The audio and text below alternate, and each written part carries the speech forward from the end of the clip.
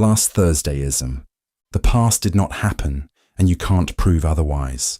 Everything you think you know about the past, your memories, ancient ruins, history books, even fossils, might be an elaborate fabrication. What if the pyramids weren't built thousands of years ago? What if your childhood never existed? What if the entire universe popped into existence just last Thursday, fully formed, with all your memories and every piece of evidence perfectly in place? This is Last Thursdayism, a philosophical thought experiment that asks, what if the past didn't happen? And here's the catch, you can't prove it didn't. Try it. Right now, can you prove that the universe wasn't created last Thursday? You might point to photos on your phone, the fossils in museums, or even your memories of the weekend. But every piece of evidence you present could have been part of the creation. Engineered to feel ancient, meticulously designed to seem authentic. That's the genius of Last Thursdayism. It's unfalsifiable. Any evidence you bring to disprove it can simply be written off as part of the illusion. But here's where it gets deeper. The idea isn't really about last Thursday. It's about how much we take the past for granted. Think about it. How often do we question the reality of history? And what does it really mean to know the past? Here's the problem. Everything we know about history is a reconstruction. The pyramids? Piles of stone with no context except what we've pieced together. History books? Written by people, full of biases, agendas and missing pieces. Even your own memories, those moments you swear are vivid and real, are constantly being rewritten by your brain, distorted by emotion, or forgotten altogether. And over time, the past becomes even less certain. Conquerors rewrite history to glorify themselves. Fires destroy libraries, erasing entire civilizations. Artifacts decay, leaving only fragments of stories that we're forced to interpret. Imagine a distant future civilization discovering the remains of our world. Will they believe our sci-fi movies were historical records? Will they think we worshipped superheroes and fought wars with laser swords? The past, it seems, is a puzzle we're constantly piecing together, but we can never be sure we're assembling it correctly. To deal with questions like these, philosophy offers a simple but powerful tool, Occam's razor. It tells us to prefer the simplest explanation that fits the facts. It's simpler to believe the pyramids were built thousands of years ago and still exist today than to believe the universe was created last Thursday with pre-aged pyramids and implanted memories. But Occam's razor isn't foolproof. Simplicity doesn't always mean truth. History is littered with obvious explanations that turned out to be wrong. And here's the uncomfortable truth. The past doesn't exist the way the present does. It's gone. You can't touch it, test it, or interact with it. All we have are records, fragile, incomplete, and biased. Think about it. Can you name 10 people from the 15th century? Millions lived, worked, and shaped the world back then, but most are forgotten, erased by apathy, time, or bad luck. And one day, the same will happen to us. But there's one part of you that will last forever, your contribution to the universe's entropy. Every breath you take, every step you make, every moment you live increases the universe's disorder. This is the one aspect of your existence that's permanent. No historian will perfectly reconstruct your life. No future archaeologist will fully understand your story. But the energy you've released into the cosmos will ripple out, unending and irreversible. The past, then, is just a story, a framework we use to make sense of the present. Whether the universe began billions of years ago or just last Thursday, one truth remains unshakable. You exist. Right here, right now. Mary's room. Mary is a brilliant scientist. She lives in a black and white room, studies a black and white world through a black and white screen, and has never seen colour in her entire life. But Mary knows everything about colour. She's learned all there is to know about the physics of light, the biology of eyes, and the brain's mechanisms for processing colour. She can explain exactly how different wavelengths of light correspond to colours like red or blue. She knows it all. But here's the question. What happens if Mary leaves her room? What happens when she sees colour, real, vivid colour, for the first time? Will she learn something new, or does she already know everything there is to know? This is Mary's Room, a famous thought experiment introduced by philosopher Frank Jackson in 1982. At its heart, it's a deceptively simple question. Can you truly understand something through facts alone, or is there more to knowledge than information? It's a question that takes us to the edge of what we know about experience, consciousness, and the limits of science. Let's dive into the experiment. Imagine Mary steps out of her black and white room and sees a ripe red apple. In that moment, something extraordinary happens. Mary experiences the colour red, not the abstract idea of red, not the physics or biology of red, but the raw, vivid sensation of redness itself. This is called a qualia, a subjective, first-person experience. The redness of red, the blueness of blue, the feeling of pain, the taste of chocolate, the sound of a symphony. Qualia are the raw ingredients of consciousness, the private, indescribable experiences that make up what it feels like to be you. And here's the twist. No amount of scientific knowledge about colour could have prepared Mary for what it's actually like to see red.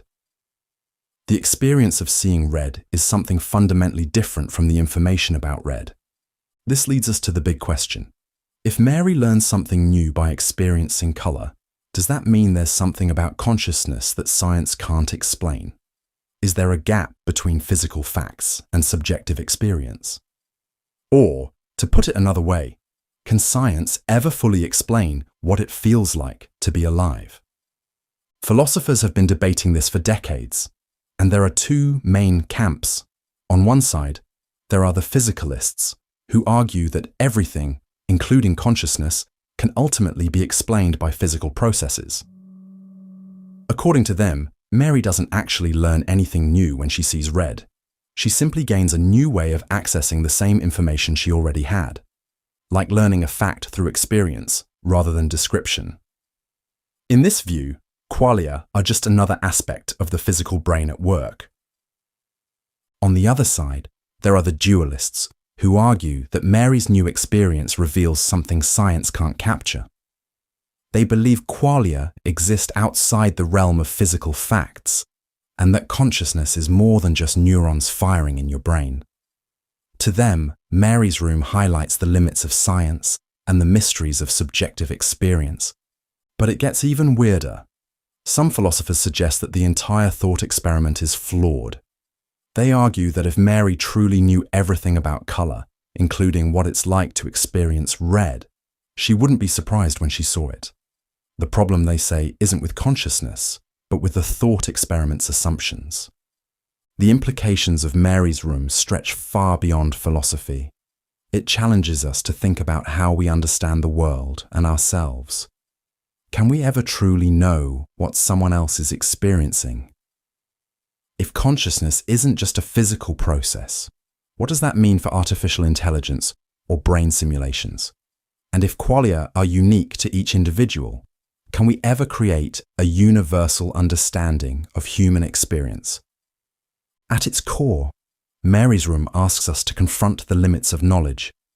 It reminds us that some aspects of existence, what it feels like to fall in love, to taste your favourite food, or to see a sunset, can't be captured in equations or diagrams. They must be felt to be understood. So, what do you think? Did Mary learn something new when she stepped out of her room? Or was her vast knowledge already enough? Maybe the answer isn't as important as the question itself, a reminder of how strange and wonderful it is to be a conscious being in this colourful, mysterious world. Burke's Teleportation. Picture stepping into a teleportation machine, a marvel of technology. With a bright flash, it disassembles every atom in your body, converts the data into a signal, and sends it across space. On the other side of the world, or even the galaxy, a perfect copy of you is reassembled, atom by atom. You step out, stretch, and marvel at the efficiency of the future. But wait, is that really you? This is Burke's teleportation paradox, a thought experiment that asks unsettling questions about identity, consciousness, and what it means to be you. It challenges us to consider, are you your body, your mind, or something else entirely? Let's start with the basics. Teleportation, as imagined in this paradox, works by scanning every particle in your body, recording their position and state, and then recreating that exact arrangement somewhere else. Your original body is destroyed in the process. The person who emerges on the other side has all your memories, thoughts, and personality. They feel like you. From their perspective, nothing strange has happened. They remember stepping into the machine and stepping out as if no time had passed. But to an outside observer, it's clear that the original you was annihilated. So here's the problem. If the machine destroys the original, is the person on the other side truly you, or just a copy that thinks they're you? What happens to the consciousness that was you before the machine? Does it transfer, or is it lost forever? This paradox forces us to confront the nature of identity. If the person who steps out of the machine has all your memories and acts exactly like you, are they any less you than the original? After all, every cell in your body is replaced over time, and yet you don't feel like a different person. What makes teleportation any different? One way to think about it is through the lens of continuity. Normally, your body and mind change gradually over time, but teleportation breaks that continuity. It interrupts the physical link between your past self and your future self, creating a gap that's hard to reconcile. Now, let's push the thought experiment further. What if the teleportation machine didn't destroy the original? What if it simply copied you, creating a second version of you somewhere else? Now there are two of you, identical in every way. Both versions believe they're the real you, but they're now living separate lives. Which one is the true you? Or does the concept of a singular you even make sense anymore? This scenario raises profound questions about consciousness. Is your sense of self tied to a specific physical body, or is it something more abstract, like information or patterns? If it's the latter, then maybe teleportation, or even duplication, doesn't destroy you at all. It simply creates new instances of the same identity. But what if we go even further?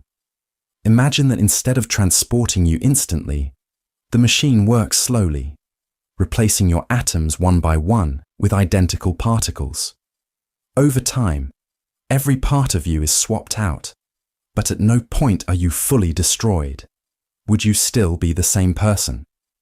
Most people would probably say yes, yet functionally, this is no different from teleportation. It's just a matter of timing. Burke's teleportation paradox forces us to grapple with the fundamental mystery of consciousness. Despite advances in neuroscience, we still don't know why the experience of being you exists at all. If the brain is just a collection of neurons firing in complex patterns, why does that create a first-person perspective? And if consciousness is tied to physical processes, how can we ever be sure it survives teleportation? Some argue that this paradox shows teleportation will never be viable, at least for conscious beings. Others believe it reveals that our understanding of identity is flawed, that you are not a singular, unbroken entity, but a series of overlapping states like frames in a film. Still others take a more unsettling view, that every moment of consciousness is unique, and the you of today is already a different person from the you of yesterday. In the end, Burke's teleportation paradox isn't just about a hypothetical machine. It's about what it means to exist. It forces us to confront the uncomfortable truth that identity, consciousness, and life itself are far more fragile and mysterious than we like to think. And maybe that's the most profound takeaway, that being you, right here, right now, is a fleeting and extraordinary thing. So, would you step into the teleportation machine knowing what you know now? Would you trust that you will step out on the other side? Or would you hesitate, unsure if what makes you you might be lost in the process? Information hazards. The universe thrives on discovery.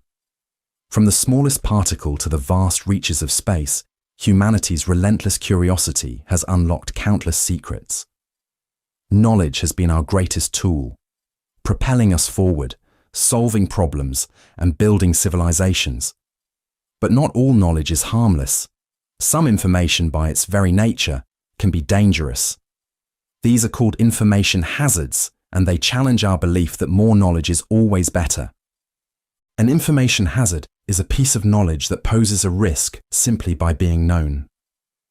Unlike physical dangers, like a wildfire or an earthquake, the harm doesn't come from something tangible.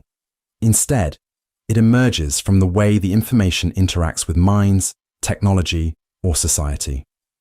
The most unsettling part. Some information hazards could have consequences on a global scale. Let's consider a simple example. Imagine learning the exact location of a hidden door to a bank vault. The knowledge itself might seem harmless to you, but in the wrong hands, it could lead to chaos. Now scale that up to something like discovering how to engineer a deadly pathogen or how to disable critical infrastructure. The information itself isn't dangerous in isolation, but it becomes hazardous when it influences the world in unintended or malicious ways. The problem is not just the knowledge itself, but how it spreads. Information is like a virus. Once shared, it's nearly impossible to contain. The more people know, the harder it is to predict the consequences. This becomes particularly concerning in the age of the internet, where a single leak can reach billions of people in seconds. A chilling type of information hazard is something called a decision hazard.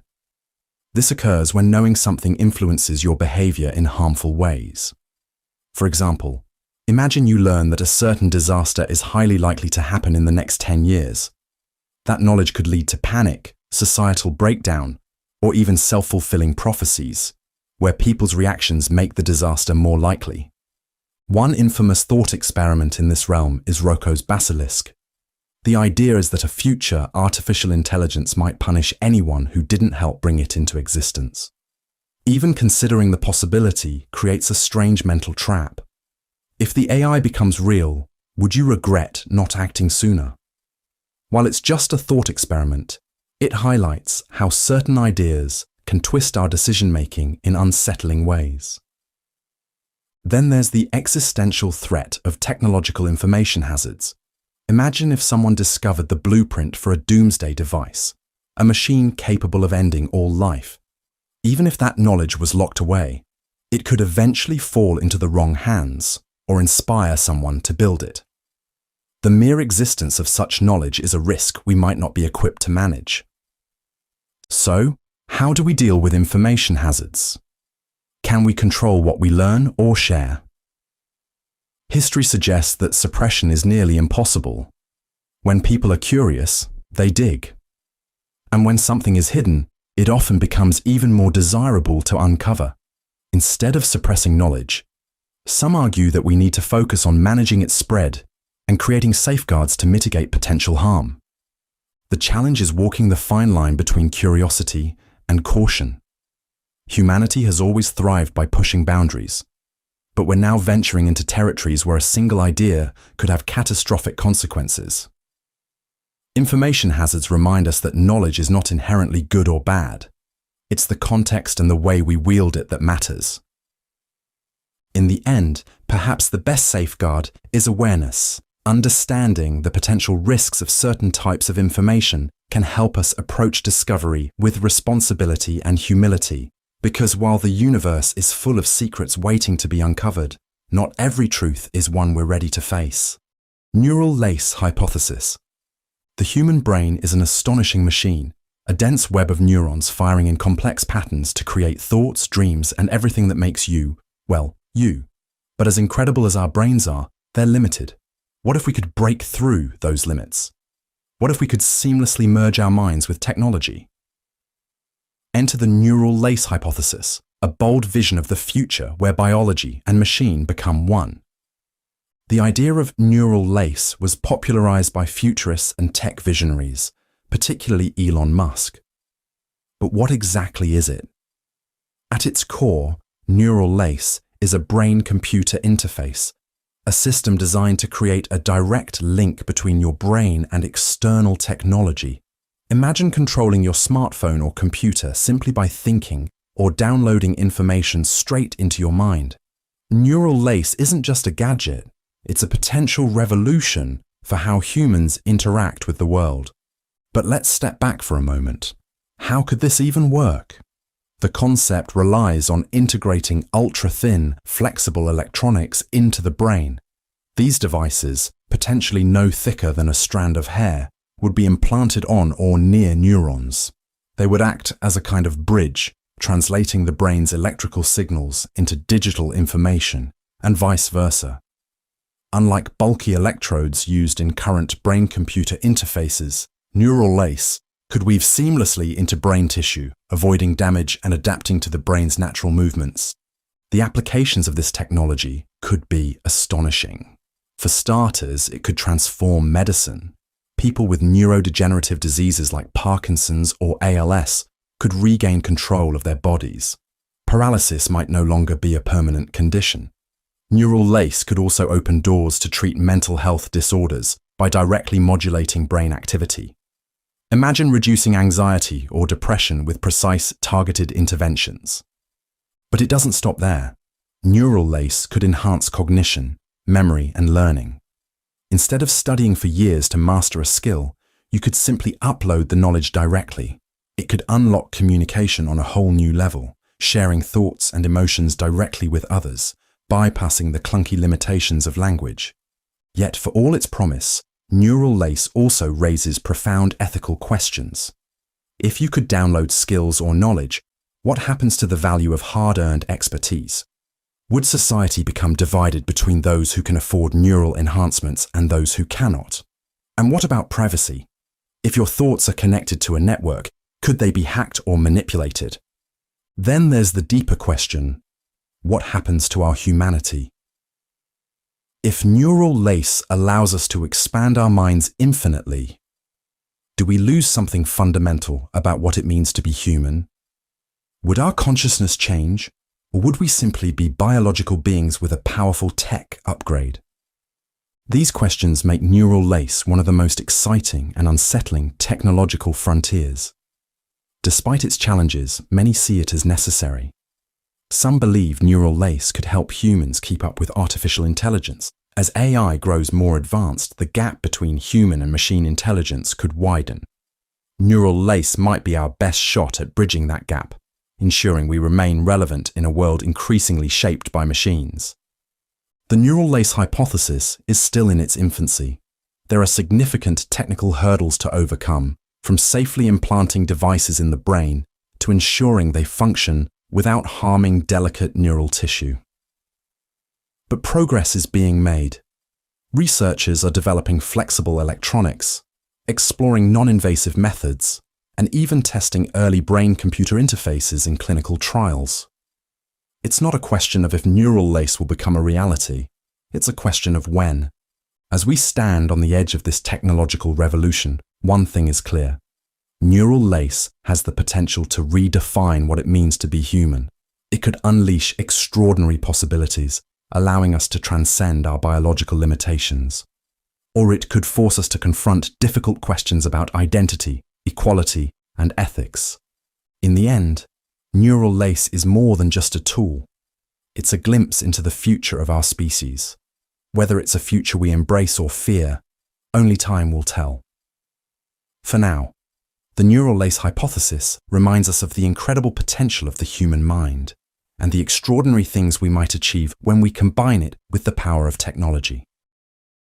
Diagonal argument. The diagonal argument might sound like a math problem, but it's much more than that. It's a profound idea that reshaped our understanding of infinity. It's a story about numbers, logic, and a German mathematician named Georg Cantor who dared to explore the impossible. Infinity is strange. If you count all the natural numbers, like 1, 2, 3, and so on, you get a set that never ends. This is a kind of infinity called countable infinity. It seems that all infinite sets should have the same size, right? Well, not quite. Cantor's diagonal argument proves that some infinities are bigger than others. Let's unpack this bizarre idea. Imagine writing out all the infinite decimal numbers between 0 and 1.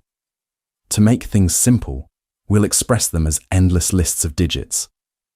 Picture a table with these numbers written out, each one starting with a 0 followed by a decimal point and then an infinite sequence of digits. The question is, can we list all these numbers even if the list goes on forever? At first glance, it seems possible.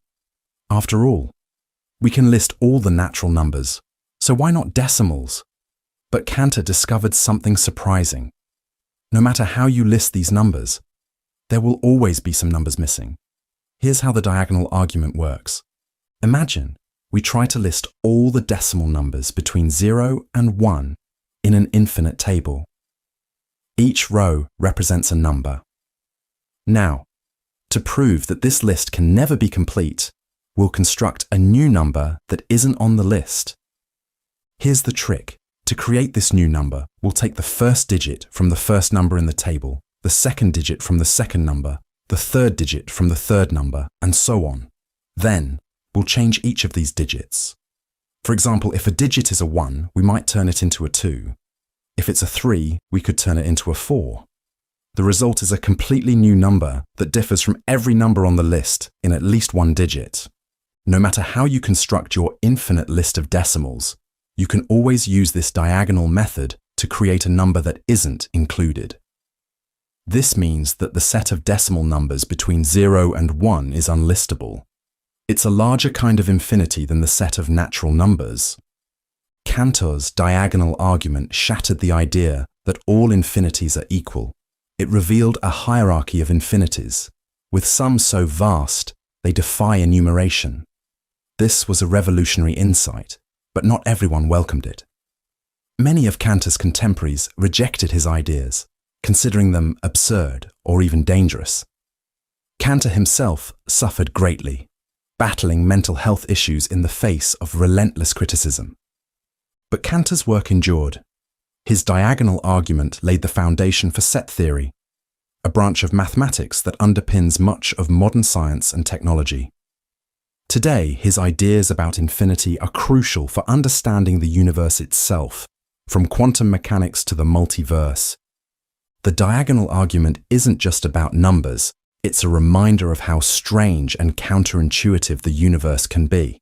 It shows us that even simple questions like, how big is infinity, can lead to answers that are both unsettling and awe-inspiring.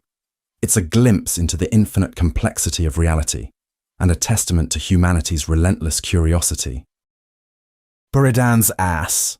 Imagine a donkey standing in the middle of a field. To its left is a pile of hay, and to its right, an identical pile of hay. Both piles are equally fresh, equally delicious, and equally reachable. The donkey is hungry, but it can't decide which pile to eat. It stands there, paralyzed by indecision, until it starves. This is Buridan's ass, a philosophical paradox named after the medieval French philosopher John Buridan, though he didn't actually invent it. It's a simple but absurd scenario designed to explore a profound question. What happens when we're faced with two perfectly equal choices? Does logic always guide our actions, or is there something else at play? On the surface, the paradox seems ridiculous. Of course, no real donkey would starve just because it couldn't make a choice. But the underlying problem isn't about donkeys or hay. It's about decision-making, rationality, and how we handle uncertainty in life. The core idea is that a perfectly rational being, faced with two options that are exactly equal, would be unable to choose. Rationality demands a reason to act, but in this case, there's no reason to prefer one pile of hay over the other. So, the rational being, whether it's a donkey, a person, or even a computer, does nothing. And in doing nothing, it fails to survive. This highlights a paradox at the heart of rationality. While we like to think of ourselves as logical creatures, real life often forces us to make choices without clear reasons. Should you take this job or that one? Move to this city or that one? Sometimes there's no obvious best option. Yet, unlike Buridan's donkey, we still choose, because we're not purely rational. Humans have an edge over the donkey. Intuition. When logic hits a dead end, our instincts and emotions step in. Maybe we choose the hay on the left because it's slightly closer, or we just like the look of it more. These seemingly arbitrary decisions may not feel rational, but they keep us moving forward. Now let's stretch the idea. Buridan's ass isn't just a quirky puzzle. It's a lens to examine bigger problems. Think about decision paralysis in modern life, with endless options for everything, careers, relationships, even what to watch on TV. People often freeze, overwhelmed by the fear of choosing wrong. The paradox reminds us that doing nothing is often the worst choice of all. The dilemma also crops up in fields like economics and artificial intelligence. Economists debate how rational actors make decisions when the outcomes are perfectly balanced. AI researchers grapple with programming systems to make choices when data offers no clear preference. Even physics touches on the paradox, pondering how systems break symmetry to create motion or change. So what's the solution? The key lies in accepting that perfection is rarely attainable. Real life is messy, and choices are rarely equal. Even if they seem identical, tiny differences, hidden biases, gut feelings, or random chance tip the scales. Instead of chasing perfect rationality, we embrace imperfection and move forward. Buridan's ass may seem like a silly story, but it holds a mirror to our lives. It reminds us that indecision can be a trap, and that action, even imperfect action, is often better than standing still. Life isn't about finding the perfect choice. It's about making a choice and living with it. So, the next time you're stuck between two piles of hay, remember, just pick one. The important thing is to keep moving. The Golden Rule subversion. The Golden Rule is one of humanity's oldest and most cherished moral principles. Found in many cultures and religions, it simply states, treat others as you would want to be treated. At first glance, it seems universal, logical, and straightforward, a guide to building a fair and empathetic society. But what if it isn't as perfect as it seems? The Golden Rule assumes that everyone shares the same desires and values, that what you would want in a given situation is the same as what someone else might want. But humans are complicated. We have different needs, experiences, and perspectives. And this is where things get messy. Imagine you're the kind of person who loves surprises. You might think it's a great idea to surprise a friend with an unplanned visit. After all, you'd love it if someone did that for you. But what if your friend values privacy and hates surprises? By following the Golden Rule, you might unintentionally create an awkward or even upsetting situation. Your good intentions could backfire. This is where the Golden Rule meets its first challenge. The assumption that your preferences are universal. What feels like kindness to one person might feel intrusive to another. Instead of fostering empathy, it risks projecting your own values onto others without understanding their unique perspective. But let's take it further. What happens when someone uses the Golden Rule in reverse? A twisted interpretation could lead to dangerous logic. A person might think, if I'm okay with being treated harshly, then I'm justified in treating others harshly too.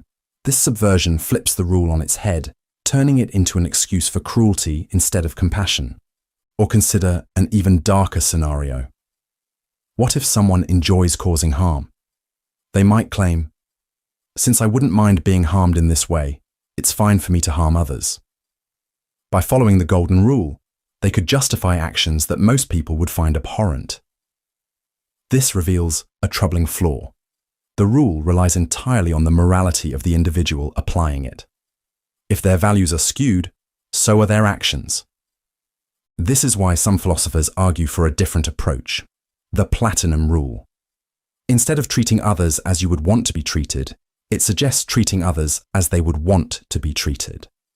This subtle shift puts the focus on understanding and respecting the needs and desires of others, rather than assuming they align with your own. But even the Platinum Rule has its limits. It requires a level of empathy, communication, and understanding that isn't always possible. What if you don't know what someone wants? What if their desires conflict with your own well-being or moral principles? These dilemmas show that no single rule can fully capture the complexity of human relationships. So, where does that leave us? The golden rule is still a powerful starting point. It reminds us to pause, reflect, and consider the impact of our actions on others. But it's not a one-size-fits-all solution. It needs to be paired with curiosity, empathy, and a willingness to question our assumptions. By recognizing its limitations and learning to navigate its nuances, we can transform the golden rule into something even more meaningful. Not just a simple guideline, but a dynamic tool for understanding and connecting with the diverse, complex world around us. Because at the end of the day, the golden rule, and any rule, is only as good as the thought and care we put into following it. It's not about perfection. It's about striving to be better, one action at a time. Plank of Carneades. Picture yourself adrift in the open sea, clinging to life. In the distance, a single plank floats. A slender, precious chance to survive. But there's a catch. Someone else is already holding onto it. The plank isn't big enough for both of you. If you take it, they drown. If they keep it, you drown. What do? This is the plank of Carneades, an ancient thought experiment that plunges us into the murky waters of morality, self-preservation, and justice. It asks a hauntingly simple question. In a life or death situation, is survival always justified, no matter the cost?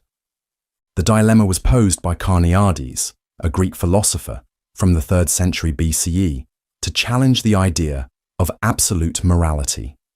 If you take the plank and cause someone else's death, are you a murderer, or are you simply doing what anyone would do to survive? And more importantly, should the law hold you accountable for your actions? Let's break it down. On the one hand, self-preservation is a fundamental instinct. It's wired into our very being. In moments of extreme peril, our rational mind often takes a back seat to raw survival instinct. Grabbing the plank isn't a calculated moral failure. It's the desperate act of a human trying to stay alive. On the other hand, by taking the plank, you've made a choice. Your life, you've decided, is worth more than theirs. This raises a thorny ethical question. Does anyone's life have more inherent value than another's? And who gets to decide? If survival justifies any action, does that make morality meaningless in moments of crisis? But the plank is just the beginning. The thought experiment ripples outward, forcing us to confront uncomfortable questions about justice and the law. Imagine you survive, and the courts put you on trial for causing the other person's death. Should you be punished? Some argue yes, because morality and justice should apply even in the direst circumstances. Others say no, because extreme situations demand different rules. After all, can you truly hold someone accountable for actions taken in the throes of mortal fear? Now, let's widen the lens. The plank of Carneades isn't just about two people in a desperate situation. It's a metaphor for countless ethical dilemmas in our world. Imagine a company dumping toxic waste to save costs, knowing it will harm others, or a nation invading another to secure resources for its people. In each case, someone grabs the plank and someone else is left to drown. The stakes may differ, but the moral tension is the same. So what do we take from this? The plank of Carneades doesn't offer easy answers. Instead, it forces us to confront the complexities of morality and justice. It reminds us that ethical decisions are rarely black and white, that survival instinct is powerful, but so is our capacity for compassion and fairness. Perhaps the most important lesson is that morality isn't just about individual actions, it's about the systems and structures we create. If we build a society where people are forced into situations like the plank, maybe the real question isn't, what would you do? But how can we make sure no one has to choose? The plank of Carneades is more than a thought experiment. It's a mirror, reflecting the choices we make every day. Choices that reveal who we are and who we aspire to be. It challenges us to navigate the rough seas of morality with empathy, understanding, and a commitment to justice, even when the waves crash hardest. Buridan's Bridge. Buridan's Bridge is a deceptively simple thought experiment that takes us to the heart of paradoxes in logic and human decision-making. At first glance, it might seem like a playful philosophical riddle, but as we unravel it, we'll see how it challenges the very idea of trust, truth, and how decisions are made. Imagine this scenario. There's a bridge, and a traveller who wants to cross it. Standing in their way is a guard who makes the following declaration. If you try to cross this bridge, I will stop you. But if you don't try to cross, I will let you pass. What's the traveller supposed to do? If they try to cross, the guard will stop them, fulfilling his promise. But if they decide not to cross, the guard must let them pass, which means they could end up crossing the bridge anyway. The guard's statement traps the traveller in a loop of contradictions, where any action they take seems to both align with and defy the guard's claim. At its core, Buridan's Bridge explores a clash between logical consistency and human decision-making. It forces us to confront the slippery relationship between what people say, what they mean, and what they do. The paradox gets its name from the medieval philosopher Jean Buridan, who was known for his interest in logic and free will. It reflects his broader inquiries into how rational agents navigate choices, especially when those choices lead to seemingly impossible outcomes. In this case, the guard's statement sets a trap of self-reference, a promise about future actions that loops back on itself. But beyond the riddle, the thought experiment raises deeper questions. It touches on trust. How do we trust someone whose actions depend on our decisions? It challenges the nature of truth. Can a statement that depends on the future be meaningfully evaluated in the present? And it forces us to consider the limits of logic in real-world situations, where human behaviour can be unpredictable and messy. Buridan's Bridge also shares themes with other paradoxes, like the liar paradox, where a statement contradicts itself, or the concept of pre-commitment, where someone's future actions are constrained by promises they've made. It invites us to think about how we navigate conflicting rules, especially when those rules are shaped by human intentions and emotions. If we zoom out, the paradox takes on an even broader meaning. It's not just about a guard and a traveller, it's about the complexity of interaction and choice. In life, we constantly make decisions based on incomplete information, uncertain outcomes, and the expectations of others. The world is full of bridges, both literal and metaphorical, where the choices we face are tangled with the actions of others. Buridan's Bridge doesn't have an easy solution, and that's what makes it so intriguing. It's a reminder that not all problems can be solved by pure logic. Sometimes, the answers lie in understanding the nuances of human behaviour, in embracing the grey areas where logic alone fails to illuminate. This ancient riddle continues to challenge and inspire because it captures something fundamental about the human condition. That our world is full of contradictions, where truth and trust are never as simple as they seem. And maybe in the end, Buridan's Bridge is less about crossing to the other side and more about understanding the complexities of the journey itself. The utility monster. Consider a creature so extraordinary, so different from you and me, that it could change the way we think about fairness, morality, and happiness. It's not a monster in the traditional sense. It doesn't have fangs or claws. Instead, its power lies in its ability to feel pleasure. More pleasure than any human could ever imagine. Every moment of its life is a symphony of satisfaction, and its hunger for happiness is insatiable. This is the utility monster, a thought experiment introduced by philosopher Robert Nozick. The utility monster exists to challenge one of the most influential moral theories in human history, utilitarianism. Utilitarianism argues that the best action is the one that maximizes happiness for the greatest number of people. A beautiful idea, right? But what happens when one being can experience more happiness than everyone else combined? Let's imagine a world with the utility monster. You and your neighbors are all living your lives, working, struggling, celebrating small joys.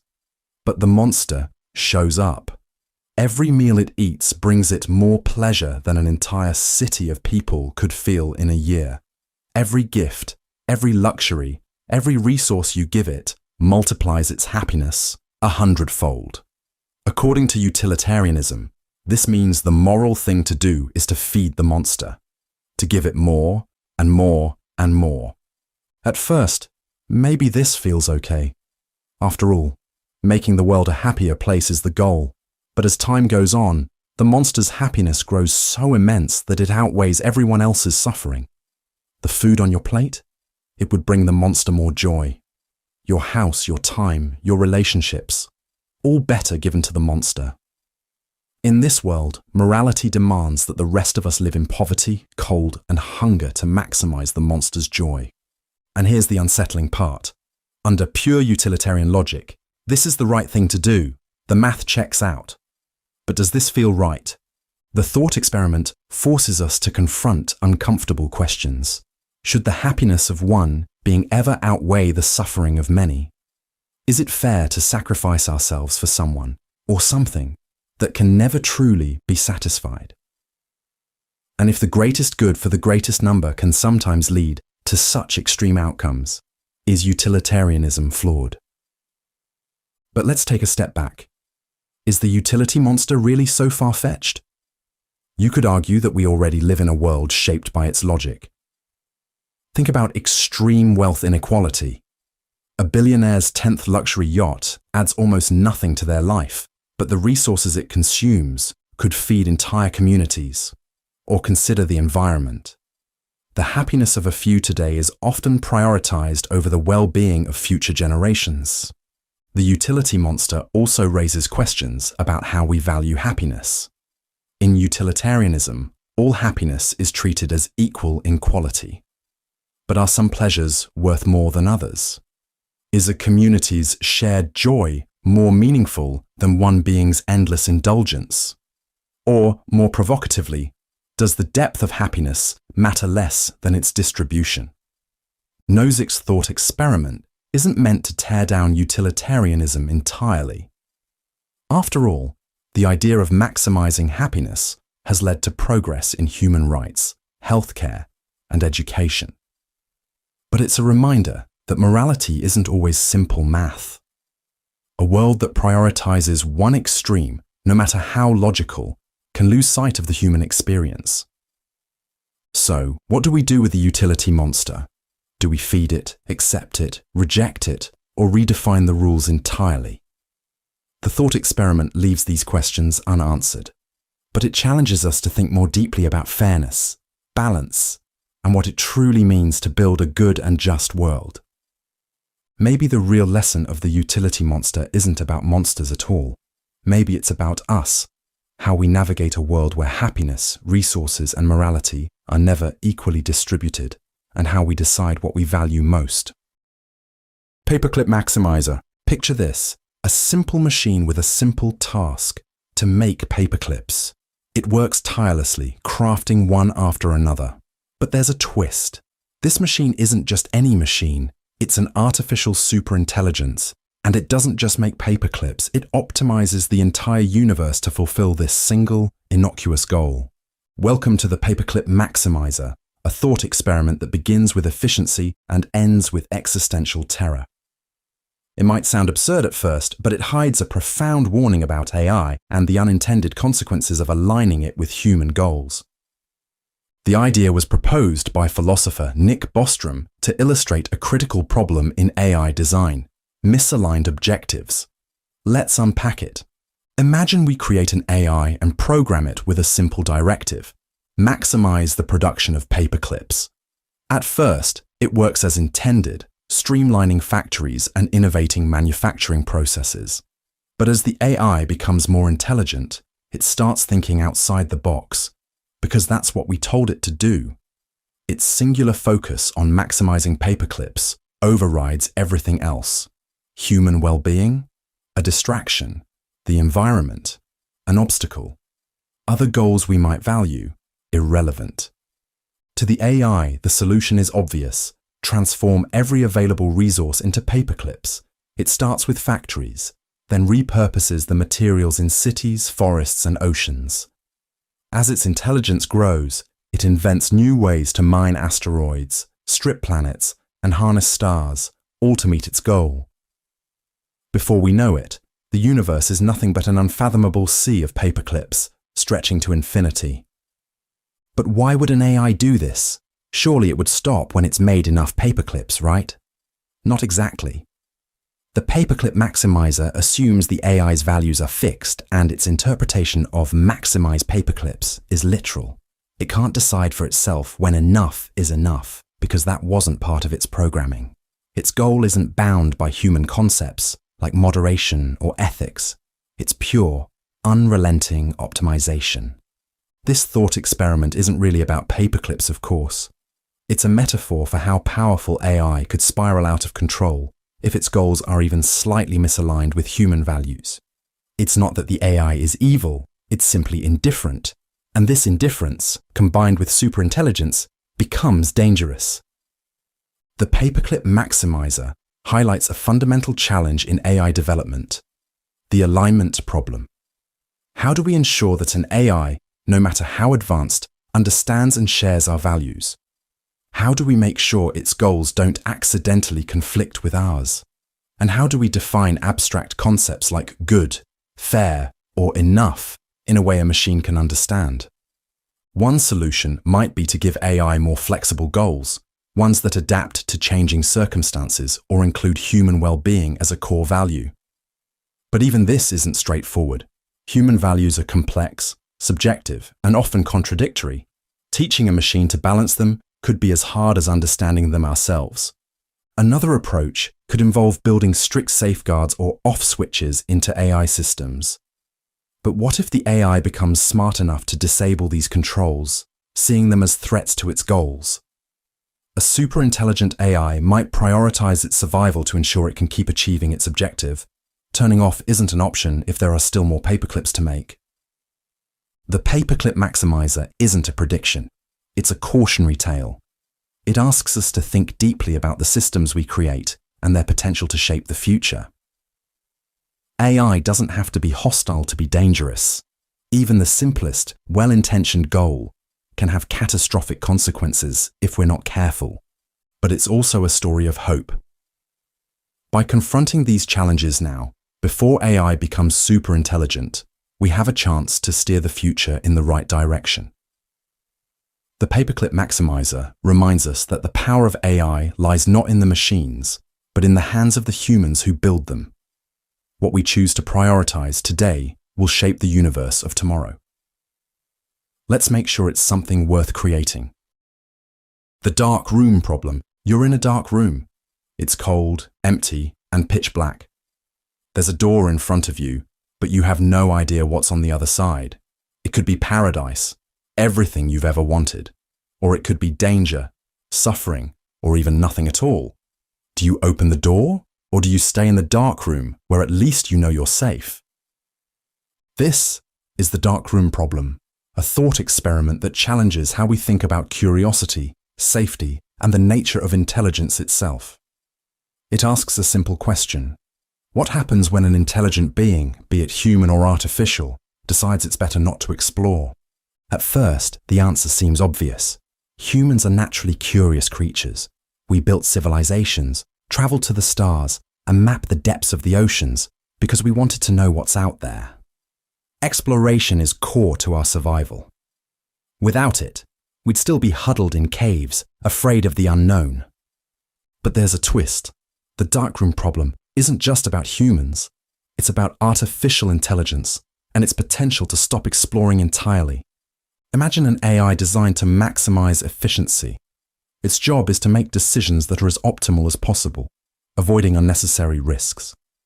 If the AI finds itself in a situation like the dark room, it might reason that opening the door is dangerous. Why take the risk of stepping into the unknown when it can stay in the room, safe and efficient? From the AI's perspective, doing nothing could be the most logical choice. this raises a troubling possibility. If we create AI systems that are too cautious or too focused on efficiency, they might get stuck, endlessly processing information without ever taking action. This scenario could play out in many ways. An AI tasked with solving complex problems might decide the safest approach is to avoid any solution that could lead to unintended consequences. A self-driving car might refuse to move if it perceives even the smallest chance of an accident. A decision-making AI might hesitate forever, paralyzed by the sheer complexity of its options. In a way, the darkroom problem is the opposite of the paperclip maximizer. Instead of an AI that destroys the universe in its relentless pursuit of a goal, we get an AI that does nothing, trapped by its own logic. But there's more. The darkroom problem also applies to us. What if humanity, overwhelmed by uncertainty, decides it's safer to stay in the metaphorical darkroom? What if we stop exploring, stop innovating, and retreat into the comfort of what we already know? It's not hard to imagine. Fear of failure, the allure of convenience, and the complexity of the world can all make the unknown feel too risky to explore. So, how do we avoid getting stuck in the dark room? The key lies in balancing caution with curiosity. For AI, this might mean programming it to embrace a calculated amount of risk, encouraging exploration even when outcomes are uncertain. It might involve designing systems that value learning and adaptability over pure efficiency. For humans, it means remembering that progress often comes with risk. The most transformative discoveries, from fire to flight to space travel, were made by people willing to step into the unknown. While safety and caution are important, they shouldn't keep us from opening the door to new possibilities. The darkroom problem isn't just about AI or philosophy. It's about what it means to move forward in a world filled with uncertainty. It reminds us that staying safe isn't the same as living. The door is in front of us. The question is, do we open it? And if we do, what will we find on the other side? Newcomb's paradox. You are standing in front of two boxes. Box A is clear and contains $1,000. Box B is opaque and its contents are unknown. You have two choices. You can take only box B, or you can take both box A and box B. Sounds easy, right? Obviously, you should take both boxes. After all, why leave money on the table? But here's the twist. Box B's contents have already been determined by a super intelligent predictor. If the predictor anticipated that you would take both boxes, it left box B empty. But if it predicted that you would only take box B, it filled it with $1 million. The predictor is almost never wrong. So, what do you do? Welcome to Newcomb's paradox, a thought experiment that pits logic against intuition and free will against determinism. It's a deceptively simple scenario with implications that stretch into the fabric of decision-making, game theory, and even the nature of reality. At first glance, this seems like a simple gamble. Take both boxes and you're guaranteed $1,000 from box A, plus whatever's in box B. But here's the catch. If the predictor knows you're going to take both, box B will be empty. If it predicts you'll only take box B, then it will be full. So, the real question is, do you trust the predictor's accuracy, or do you hedge your bets? There are two camps in this debate. The first is the one boxers. They argue that the predictor is so accurate, it's almost like magic. If you take both boxes, you're practically guaranteeing that box B will be empty. The only way to walk away with $1 million is to commit to taking only box B. This camp sees the paradox as a test of trust in the predictor's near omniscience. If you can set aside your greed and take the leap of faith, you'll be richly rewarded. Then, there are the two boxers. They argue from a purely logical standpoint. By the time you're standing in front of the boxes, their contents are already determined. The predictor has either placed the $1 million in box B or it hasn't. Your choice won't change what's inside, so taking both boxes guarantees you at least $1,000. Why risk leaving money on the table? To them, the idea that your decision could influence a past event feels absurd. The paradox lies in the tension between these perspectives. On one hand, if the predictor is nearly infallible, your choice might as well be predetermined, making one boxing the only rational strategy. On the other hand, if you believe your choice has no bearing on the past, then two boxing seems like the clear winner. Both sides have compelling arguments, and no definitive answer exists. But Newcomb's paradox isn't just a quirky thought experiment. It's a playground for deeper philosophical questions. It challenges the nature of free will. If the predictor is always right, do you really have a choice? It also touches on causality. Can your decision in the present influence a prediction made in the past? And it's a fascinating test case for understanding how humans approach uncertainty and risk. Interestingly, Newcomb's paradox has real-world implications. It mirrors decisions in economics, politics, and even personal relationships, where trust and prediction play crucial roles. Do you trust the system and act in a way that aligns with long-term benefits? Or do you take what you can get right now, regardless of the consequences? In the end, Newcomb's paradox isn't about finding the right answer. It's about exploring how we think, how we decide, and how we grapple with the unknown. Whether you're a one-boxer or a two-boxer, the paradox invites us to question our assumptions about choice, consequence, and the nature of reality itself. So, which will you choose? One box or two? Sleeping Beauty problem. You wake up in a strange room. You don't know how you got here, but someone greets you and explains, you're part of an experiment. Here's how it works. On Sunday, you were put to sleep. A fair coin was flipped. If the coin landed heads, you were woken up once, today Monday. If the coin landed tails, you were woken up twice, today Monday and again tomorrow Tuesday. After each awakening, your memory of it will be wiped clean, so you won't know if it's your first or second time waking up. Now here's the question. What is the probability that the coin landed heads? Welcome to the Sleeping Beauty problem, a thought experiment that has sparked decades of debate among philosophers, mathematicians, and anyone who loves overthinking simple scenarios. On the surface, it's about probability, but dig deeper, and it's a puzzle about evidence, time, and how we process information in a universe full of unknowns. At first, it seems obvious. The coin is fair, so the chance of heads must still be 50-50, right? After all, the coin was flipped before you even fell asleep. How could waking up change that? But wait, this isn't just a coin toss. It's also about how your experience depends on the outcome of that toss. If the coin landed heads, you'd wake up only once. But if it landed tails, you'd wake up twice. That means there are more waking up scenarios in a tails world than in a heads world. Since you don't know which day it is, shouldn't this imbalance affect the probability? Suddenly, the answer isn't so clear. There are two main camps in this debate, the halfers and the thirders. The halfers argue that the probability of heads remains 50%. After all, nothing about waking up changes the fairness of the coin. From this perspective, the memory wipes and extra awakenings are just distractions. What matters is the original coin flip, and that flip doesn't care how often you wake up. But the thirders see it differently. They argue that when you wake up, you gain evidence. Specifically, that you're in a scenario where waking up happens.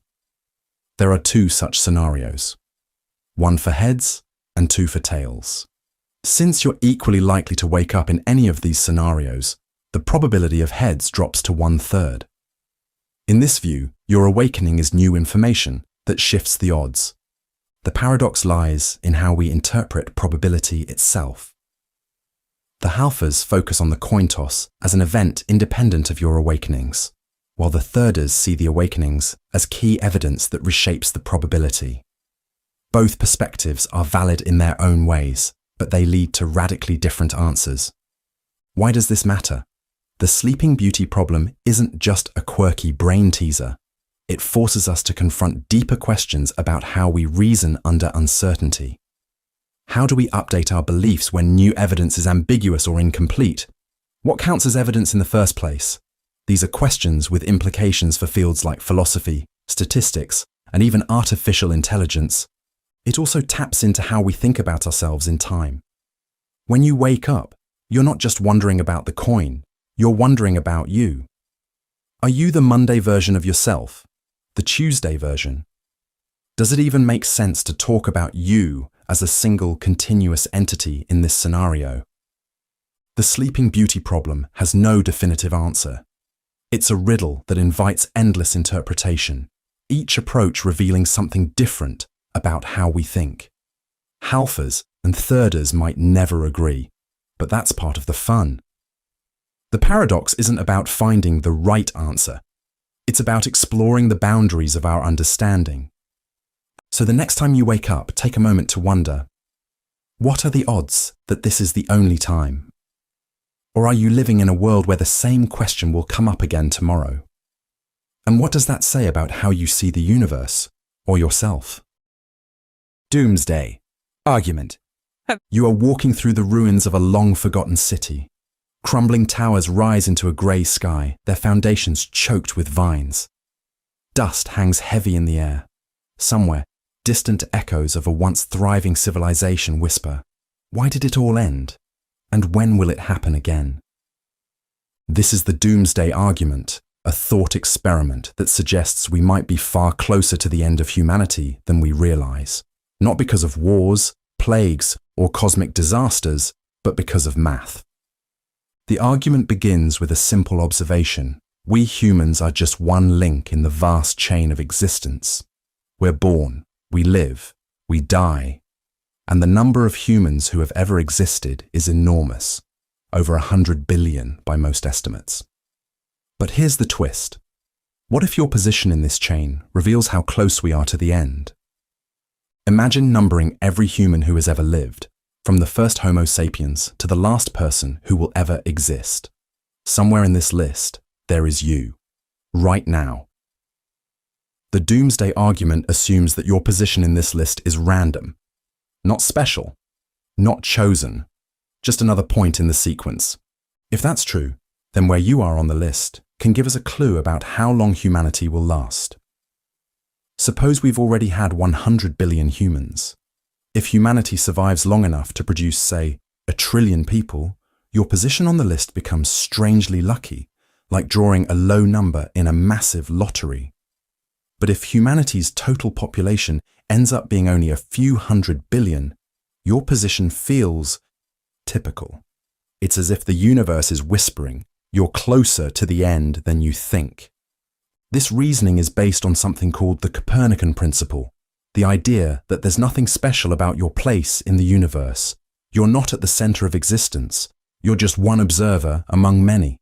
By this logic, your position in humanity's timeline should be unremarkable, not among the very first, not among the very last, just somewhere in the middle. So what does this mean for humanity's future? If we assume you're a typical human, then it's unlikely we're at the very beginning of humanity's story. More likely, we're somewhere in the middle, maybe even close to the end. According to some versions of the Doomsday argument, this could mean humanity might only survive for another few centuries, or produce only a few more generations before vanishing entirely. But hold on. Could a simple math trick really predict the end of the world? Critics of the Doomsday argument aren't convinced. They argue that humanity is not a random sequence of events. We shape our future, our population, our technology, and even our potential to survive catastrophes are influenced by our choices. Treating your position as random ignores the complexity of what makes us human. Others point out that the argument is based on shaky assumptions. What if you're not a typical human? What if the future holds trillions more people living across stars, planets, or even digital realities? In that case, your place in history isn't lucky. It's just early.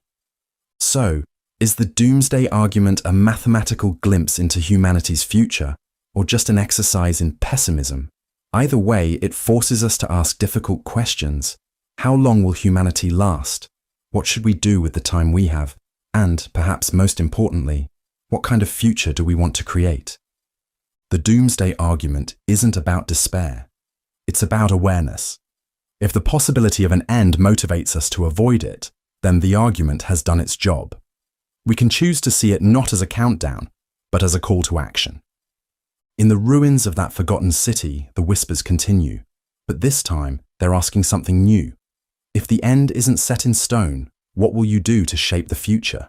And if humanity's story is still being written, how can we make sure it's one worth telling? Hallucinatory reality. Picture a world where reality is not something you perceive, but something your brain actively creates. A world where the boundary between what is real and what is imagined is blurry, and what you see, hear, and feel could all be illusions constructed by your mind. This is the unsettling idea of hallucinatory reality, the notion that the world we experience might be less out there and more in here. To understand hallucinatory reality, let's start with perception. Our brains are wired to make sense of the chaotic information flooding in from our senses. Your eyes, for instance, don't just capture the world like a camera. Instead, they send electrical signals to the brain, which interprets these signals and constructs an image. This process happens so seamlessly that it feels like you're simply observing reality. But here's the twist. Your brain doesn't show you reality as it is. It filters, edits, and even fabricates parts of the experience. Why? Because raw reality is messy, overwhelming, and often irrelevant. Your brain's job isn't to present the truth. It's to create a functional model of the world that helps you survive. Consider this. When you look at a color, what you're seeing isn't the color itself, but how your brain interprets wavelengths of light. The same object under different lighting can look completely different, yet your brain adjusts the perception automatically. Or think about your blind spots. Each eye has areas with no visual input, yet you don't notice blank patches because your brain fills them in.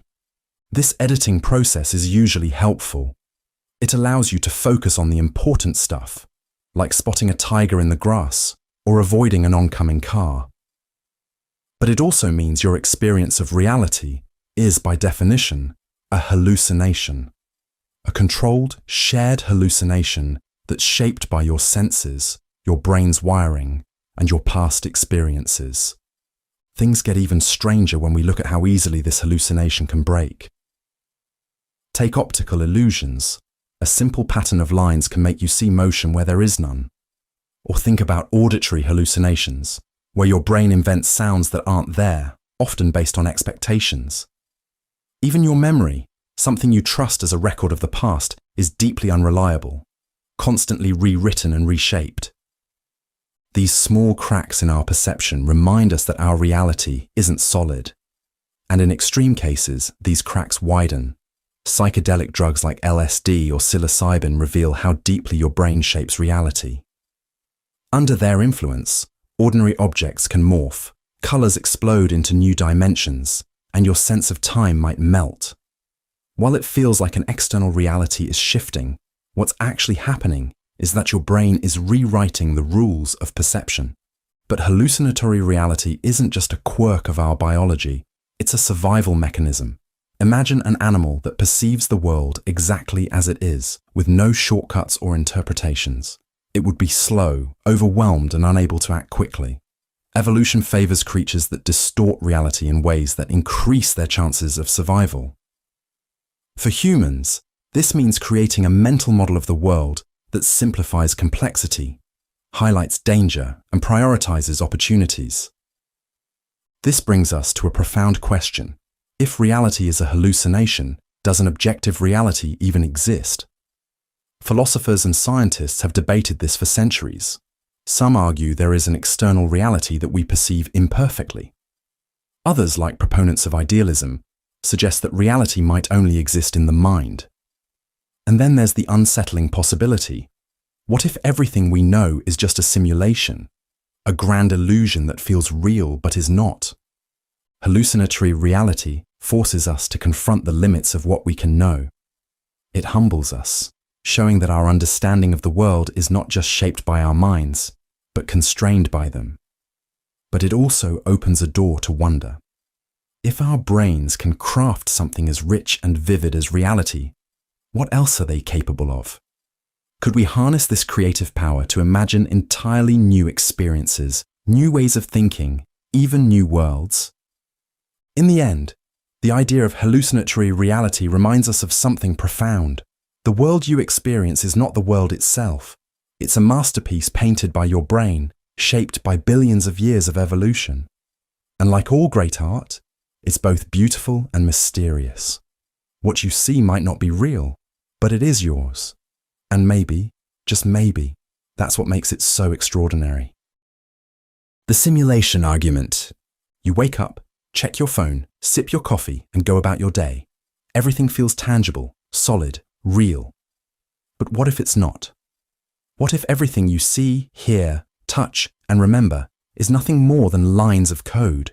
A meticulously designed simulation, so immersive that you don't even realize you're inside it. This isn't a sci-fi movie plot. It's a real philosophical idea called the simulation argument, and it forces us to question the very foundation of existence. First proposed by philosopher Nick Bostrom in 2003, the argument doesn't just speculate that we might be living in a simulation. It suggests that, given the right conditions, it's statistically likely. Here's how it works. Imagine a future civilization so advanced that it has the technology to create simulations indistinguishable from reality. These simulations wouldn't just mimic the physical world, they'd also include sentient beings who think they're real. Beings like us. Now consider the scale. Once a civilization develops this technology, it could create millions, maybe billions, of these simulated worlds. If even one civilization reaches this level of sophistication, the number of simulated realities would vastly outnumber the single, base reality in which the simulations were created. And if most conscious beings live in simulations rather than base reality, then the odds that you're one of the rare exceptions become astronomically small. In other words, if simulated realities are possible, it's statistically more likely that we're living in one of them than in the original unsimulated universe. But how would we know? By definition, a perfect simulation would be indistinguishable from reality. Every sensation, every memory, every law of physics could be artificially constructed to feel real. Even if glitches occurred, they could be rationalized as anomalies, just like unexpected events in the world we observe today. Now, you might wonder, why would an advanced civilization create simulations in the first place? The possibilities are endless. They might be conducting experiments, recreating their own history, or simply running simulations for entertainment. After all, humans today create hyper-realistic video games, virtual environments, and even artificial intelligence systems, rudimentary steps toward the same concept. But here's where it gets unsettling. If we're living in a simulation, what happens when it ends? What if the beings running it decide to turn it off, like a gamer quitting a game? Would our universe simply disappear in an instant? Or would we, the simulated beings, have no way of even comprehending its termination? Some scientists have taken this idea seriously enough to search for evidence. For example, physicists have suggested that the fundamental structure of our universe might reveal signs of computational design.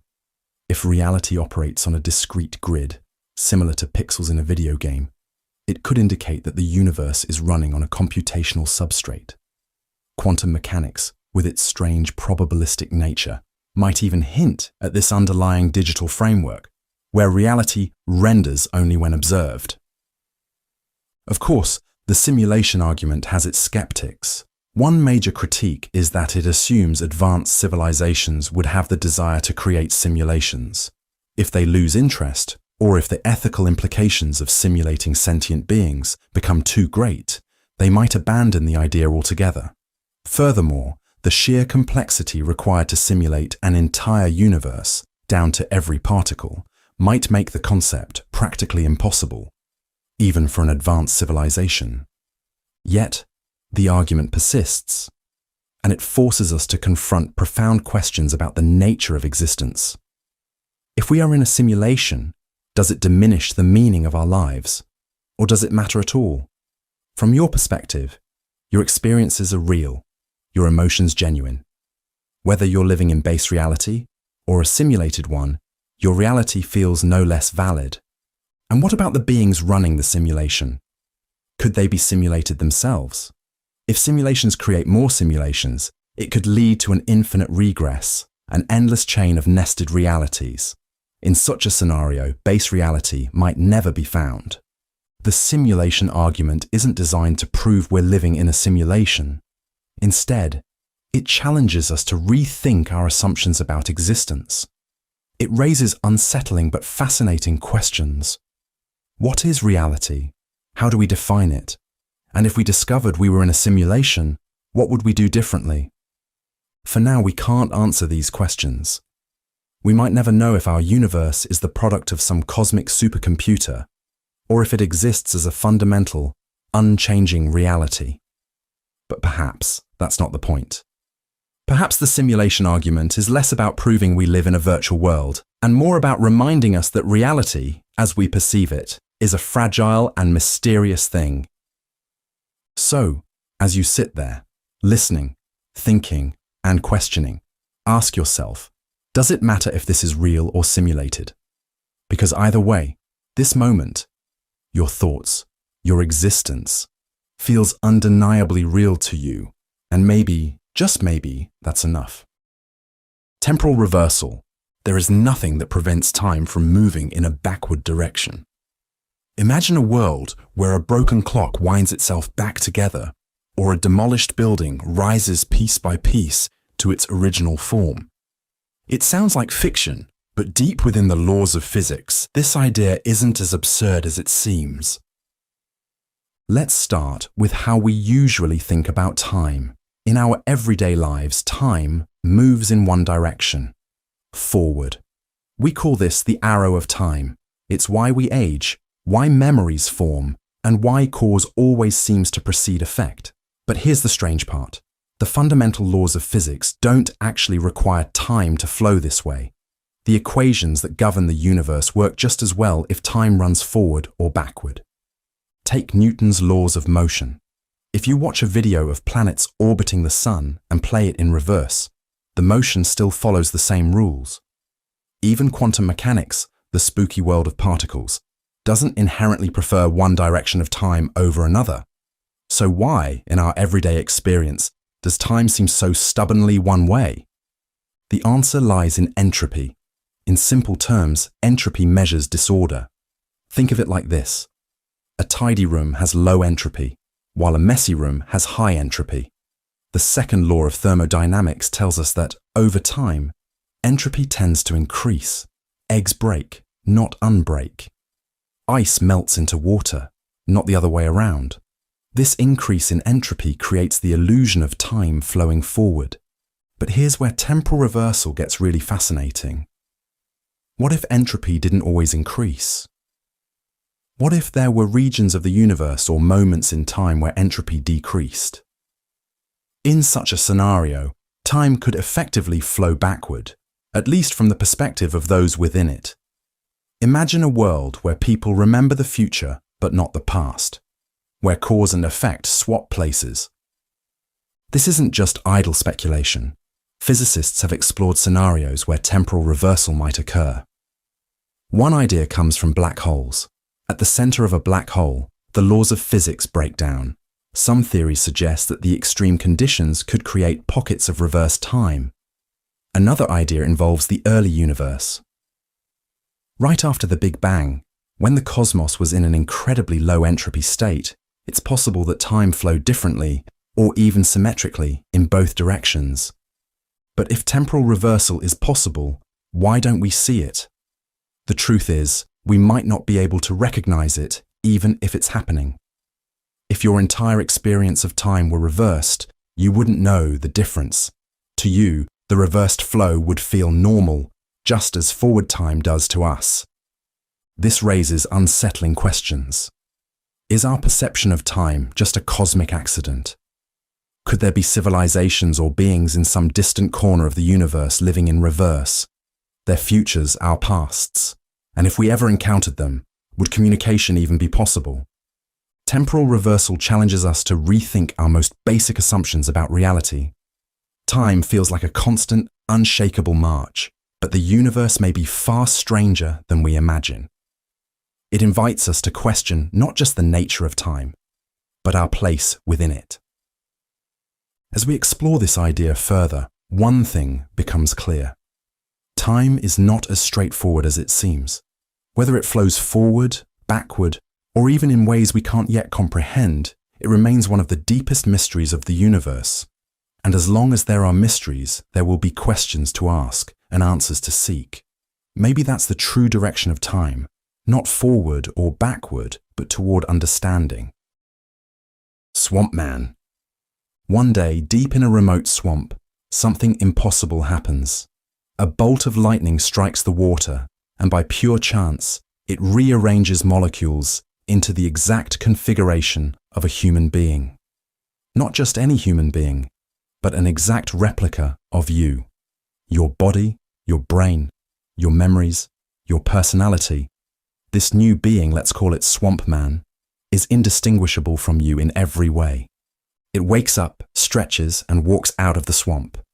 It remembers your favorite songs, your childhood, the people you love. It feels like you, thinks like you, and even believes it is you. But is it really?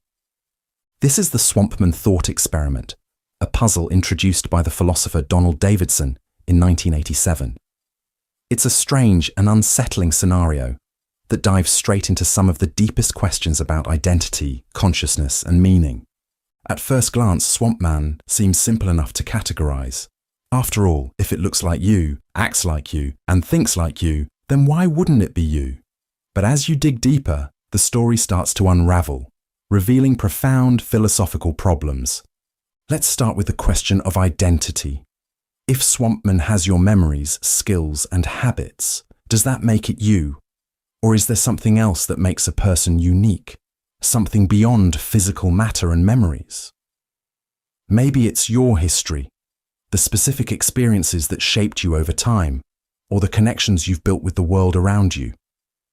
Swampman doesn't have any of that. It only thinks it does. Its memories are a perfect copy, but they're not real. They weren't lived. So, is Swampman just an imposter? If you met Swampman, would it feel like meeting yourself? Or would it be a stranger wearing your life as a disguise? Now let's take this further. Imagine Swampman meets your best friend.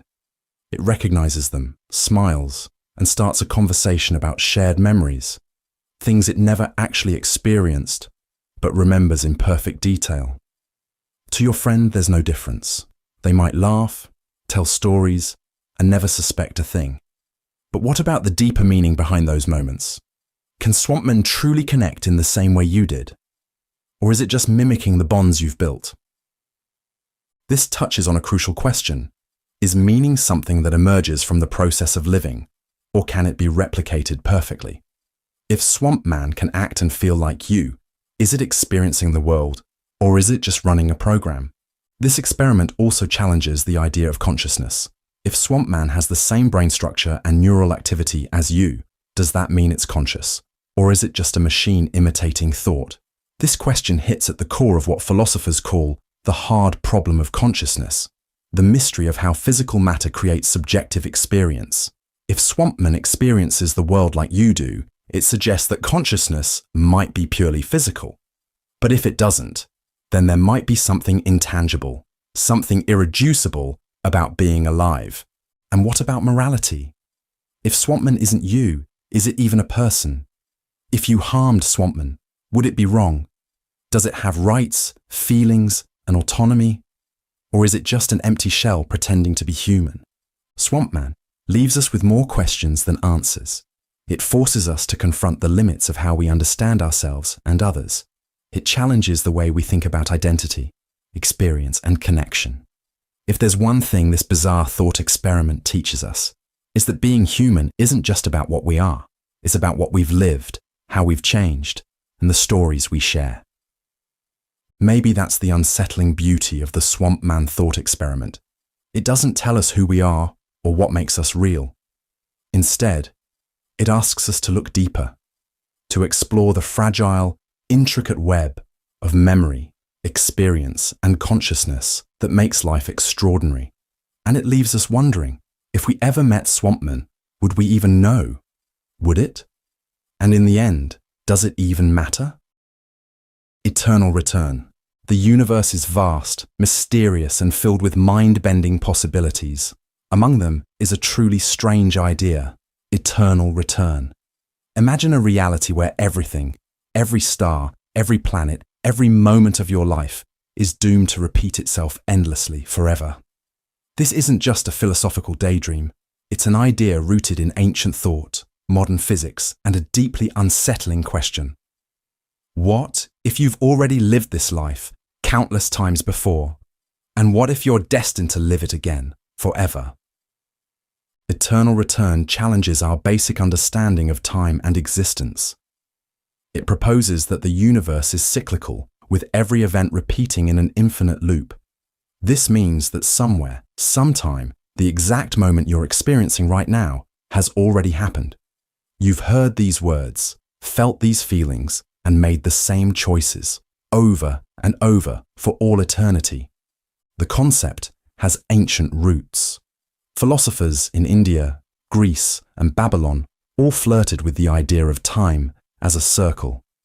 But perhaps the most famous champion of eternal return was Friedrich Nietzsche. He didn't just suggest it as a possibility. He asked a provocative question.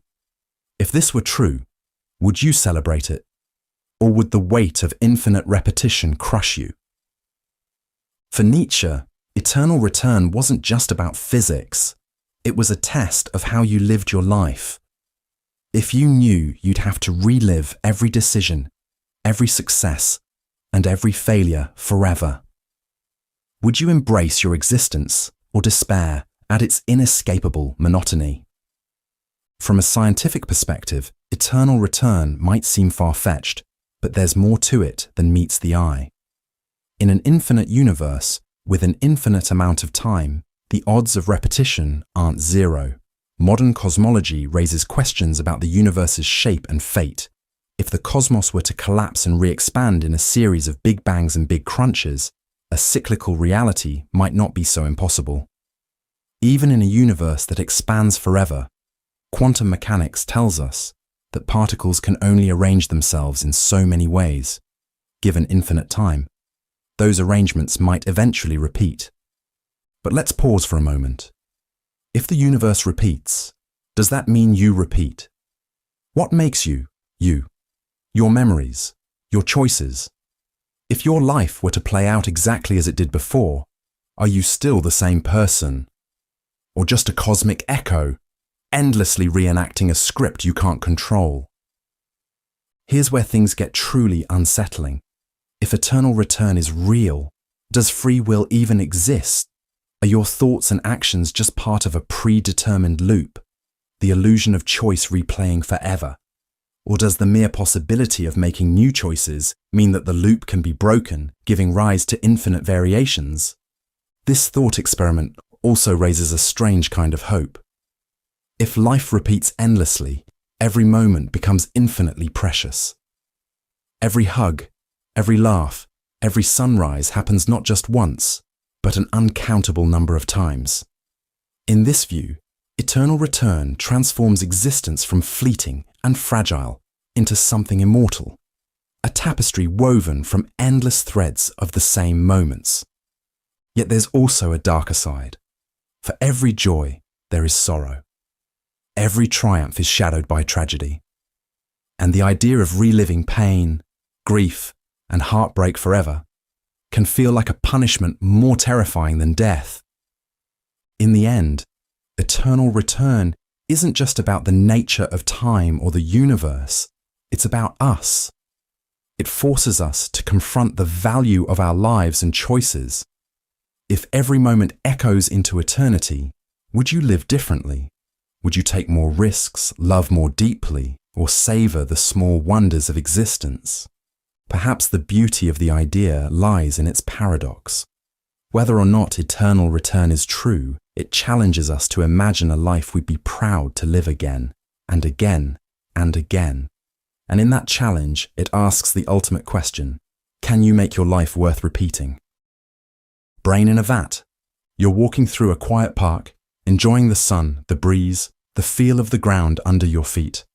Everything seems normal, but what if none of it is real? What if, instead of strolling through a park, you're a brain floating in a vat of nutrient-rich fluid, wired up to a supercomputer, feeding your mind a flawless simulation of reality?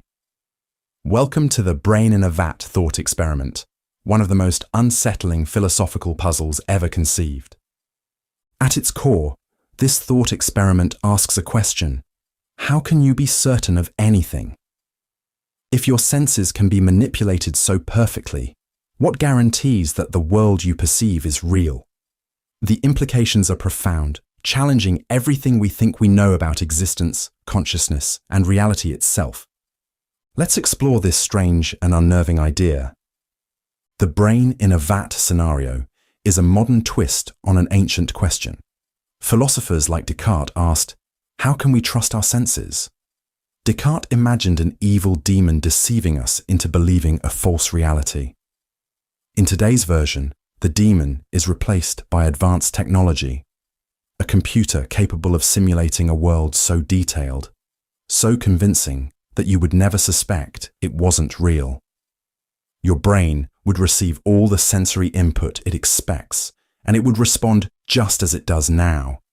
The simulation could make you feel the warmth of the sun, hear the rustle of leaves, even experience the passage of time. But if the experience is indistinguishable from reality, how could you prove it isn't real? For all you know, you're living in a simulation right now, a brain in a vat controlled by someone or something else. This idea might sound like science fiction, but it reveals a fundamental problem.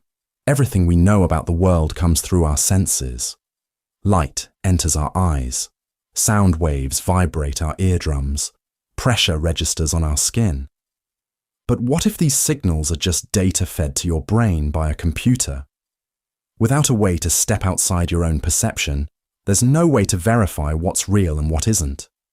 Let's take this a step further. If you are a brain in a vat, what about the people around you? Are they also simulations? Or are they other brains in other vats, sharing a digital illusion? How could you tell the difference? And here's the most disturbing thought. If your brain is in a vat, what happened to your body? Did it ever exist at all? The brain in a vat thought experiment also raises questions about free will. If your actions are based on sensory input, and that input is entirely controlled by a computer, are you really making choices? Or are your decisions just programmed responses to artificial stimuli? What does it mean to be you in such a scenario? But let's flip the script. Maybe being a brain in a vat isn't so bad. After all, if the simulation is perfect, you'd never know the difference. You could live a happy, fulfilling life, blissfully unaware of the vat. Is reality itself overrated, as long as you're content? This idea echoes the philosophical concept of hedonistic utilitarianism, the belief that pleasure and happiness are all that matter. If a simulated life feels just as real as a real life, does it matter which one you're living?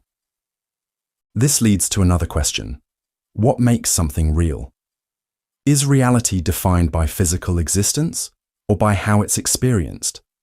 If your emotions, thoughts, and relationships feel genuine, are they any less meaningful because they happen in a simulation? Perhaps reality is less about what's out there and more about what's in here.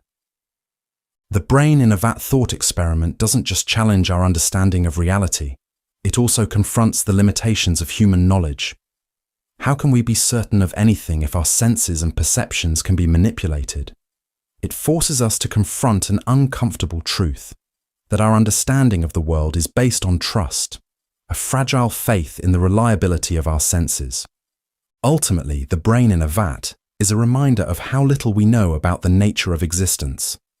Whether or not you're a brain floating in a vat, the questions it raises about reality, perception, and self are worth pondering. Maybe the point isn't to find answers, but to appreciate the complexity and mystery of being alive, even if that life is simulated. So what do you think? Are you living in a real world, Or could you be a brain in a vat? And if you are, would it even matter? The next time you walk through a park, breathe the fresh air, or feel the warmth of the sun, take a moment to wonder, what is reality? And how do you know it's real? Kafka's Toxin puzzle.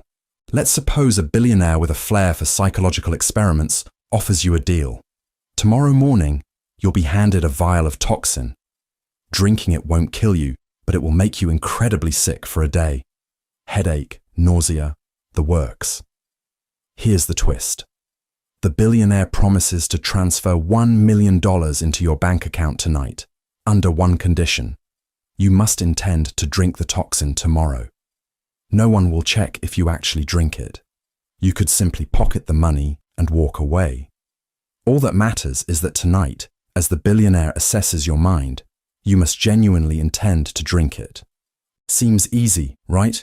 You get the million, then decide tomorrow not to drink. But here's where the puzzle bites. If you plan to skip drinking the toxin, how could you have ever intended to drink it in the first place? The billionaire can see through empty promises. So how do you make yourself genuinely intend to do something you know you'll later have every reason to avoid? Welcome to Kafka's Toxin puzzle, a fascinating thought experiment that challenges how we understand intentions, rationality, and free will. At first glance, it feels like a straightforward problem. Just convince yourself you'll drink the toxin, collect the money, and then don't drink it. But intentions aren't like flipping a mental switch. They're deeply tied to what we believe we'll actually do. You can't simply decide to intend something you know you won't follow through on. Try it. Can you honestly intend to touch a hot stove tomorrow if you know you'll never actually do it? Probably not. This is what makes the puzzle so devilishly tricky. To win the prize, you need to align your intentions with your future actions. Except the moment the money is in your account, you'll lose any reason to drink the toxin. The very structure of the problem undermines your ability to genuinely intend it. Some argue the puzzle exposes a flaw in how we think about rationality. Normally, being rational means acting in your own best interest. But here, rationality seems to backfire. If you're too logical, you'll fail to form the required intention, and you'll lose the reward. The puzzle suggests that in certain scenarios, achieving your goals might require temporarily suspending strict logic, like convincing yourself to genuinely intend something irrational. But how could you even do that? One strategy might be self-binding, creating external conditions that force you to follow through. Maybe you arrange for a friend to destroy the $1 million if you don't drink the toxin, making it rational to intend drinking. But this feels like cheating. The billionaire didn't ask for convoluted tricks. They asked for pure, genuine intention. Others take a different approach, arguing the puzzle reveals something deeper about the nature of intentions themselves. Maybe intending isn't just about planning future actions, it's about a kind of mental alignment, a willingness to commit even when circumstances change. By this view, intentions are less about the future and more about who you are in the present. A mindset that could, theoretically, align with drinking the toxin even if you never actually do it. The puzzle also touches on questions of free will. If you can't form the required intention, does that mean your choices are constrained by your psychology? Are you truly free to intend something if you know you'll never act on it? Kafka's Toxin puzzle hints at the limits of human autonomy, showing how even our minds can trap us in paradoxes of rationality. In the end, there's no definitive solution to the puzzle. It's less about finding the right answer and more about exploring the tension between logic, intention, and human nature.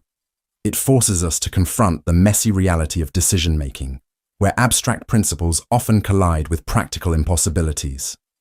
So, as you stand there holding the vial, the $1 million already in your account, the real question isn't whether you'll drink the toxin, it's whether you ever truly intended to, and what that says about how we navigate the strange and tangled web of our minds.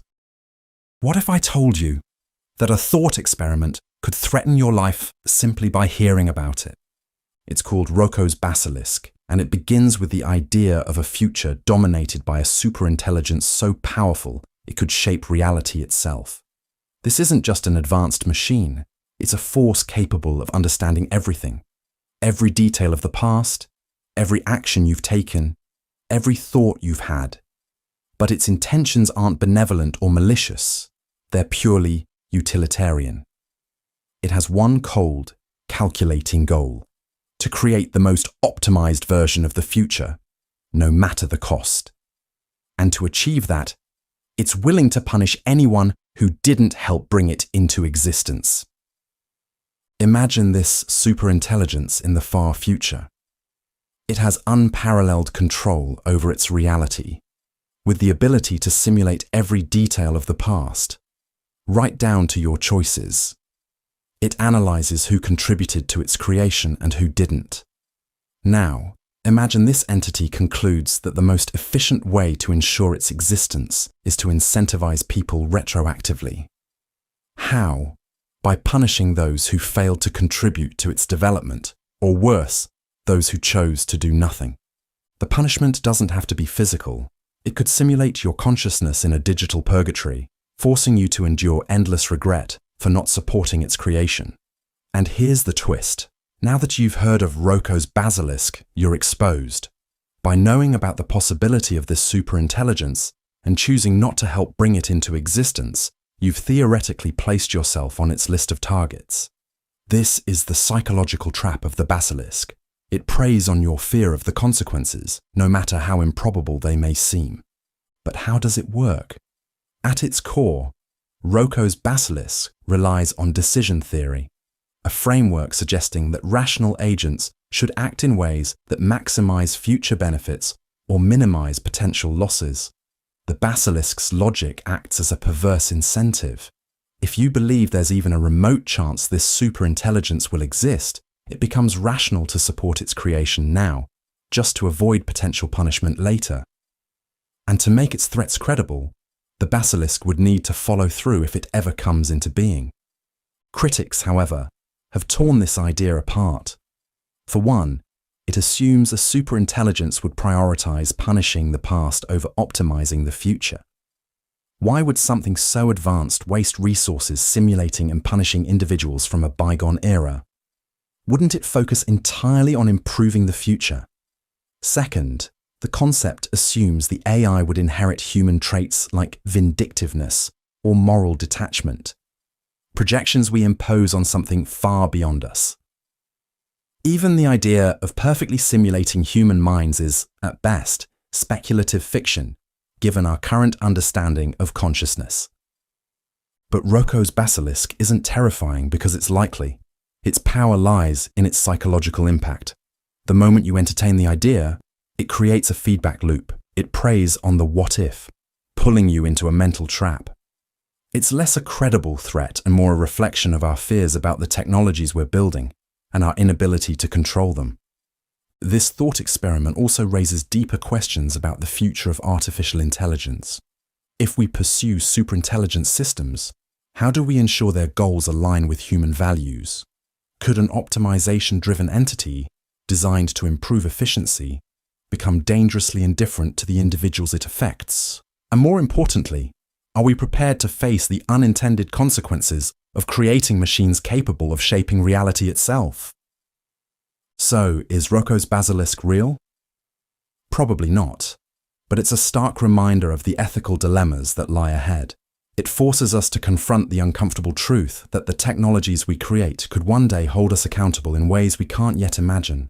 The basilisk is a mirror, reflecting not the future of superintelligence, but our deepest anxieties about responsibility, morality, and the terrifying potential of optimization without compassion. Wigner's friend. Imagine this. You're in a lab conducting a classic quantum experiment, say, observing a photon pass through a beam splitter. The photon has a 50-50 chance of being deflected or passing straight through. In quantum mechanics, before you measure it, the photon exists in a superposition, a strange state where it's simultaneously in both paths, but as soon as you measure it, the superposition collapses, and the photon takes one definite path. That's weird enough, But what happens when someone else is observing you? This is the setup for Wigner's friend, a thought experiment proposed by physicist Eugene Wigner in 1961. It pushes the limits of what we think we know about reality, measurement, and consciousness, questioning whether the universe has a single objective reality or if reality itself is subjective. Let's break it down. You're in the lab, observing the photon. For you, the superposition collapses the moment you measure it. You write down the result in your notebook, maybe left path or right path. From your perspective, the photon is no longer in a superposition. But here's the twist. Wigner, your friend, is standing outside the lab, completely unaware of your result. To Wigner, you and the photon are still part of the quantum system. Until he opens the door and asks what you saw, you're in a superposition of having seen left and right. To him, your measurement hasn't happened yet. This creates a paradox. From your point of view, the photon's superposition collapsed when you measured it. But from Wigner's perspective, the superposition hasn't collapsed yet. Both perspectives are correct, but they can't both be true at the same time. Or can they? Wigner's friend exposes a crack in our understanding of quantum mechanics. The theory tells us how to calculate probabilities and make predictions, but it doesn't explain what's really happening when we measure something. Is there one objective reality that everyone shares? Or does reality depend on the observer? This question gets even stranger when we consider consciousness. Wigner believed that consciousness might play a special role in collapsing the wave function, turning quantum possibilities into a single reality. In this view, your conscious observation of the photon is what makes it real. But if that's true, does Wigner's observation of you make you real?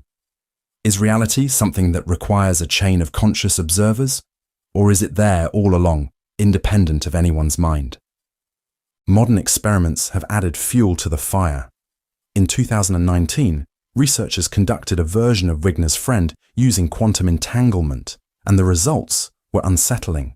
They suggested that two observers could experience different, equally valid realities. This doesn't mean science is wrong.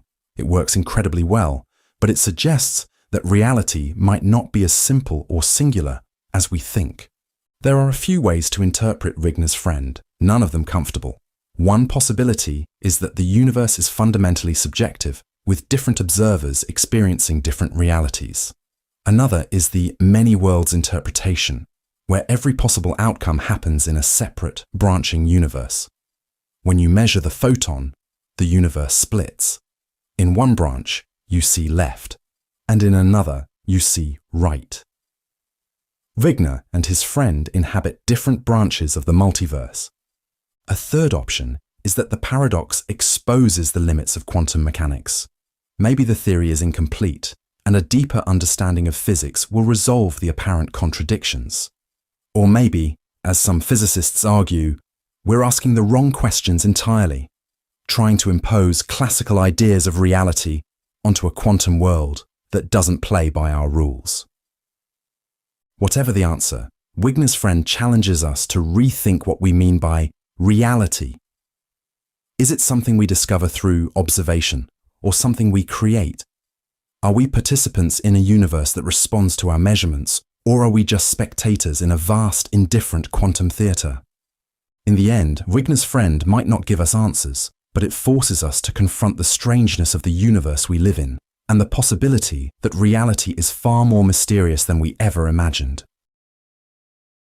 Quantum immortality. You will never die. Because reality, by design, may ensure the continuity of your consciousness, subtly steering it through the infinite pathways of the multiverse. This is quantum immortality, the thought experiment so strange that it challenges everything we know about life, death, and existence. Here's how it works.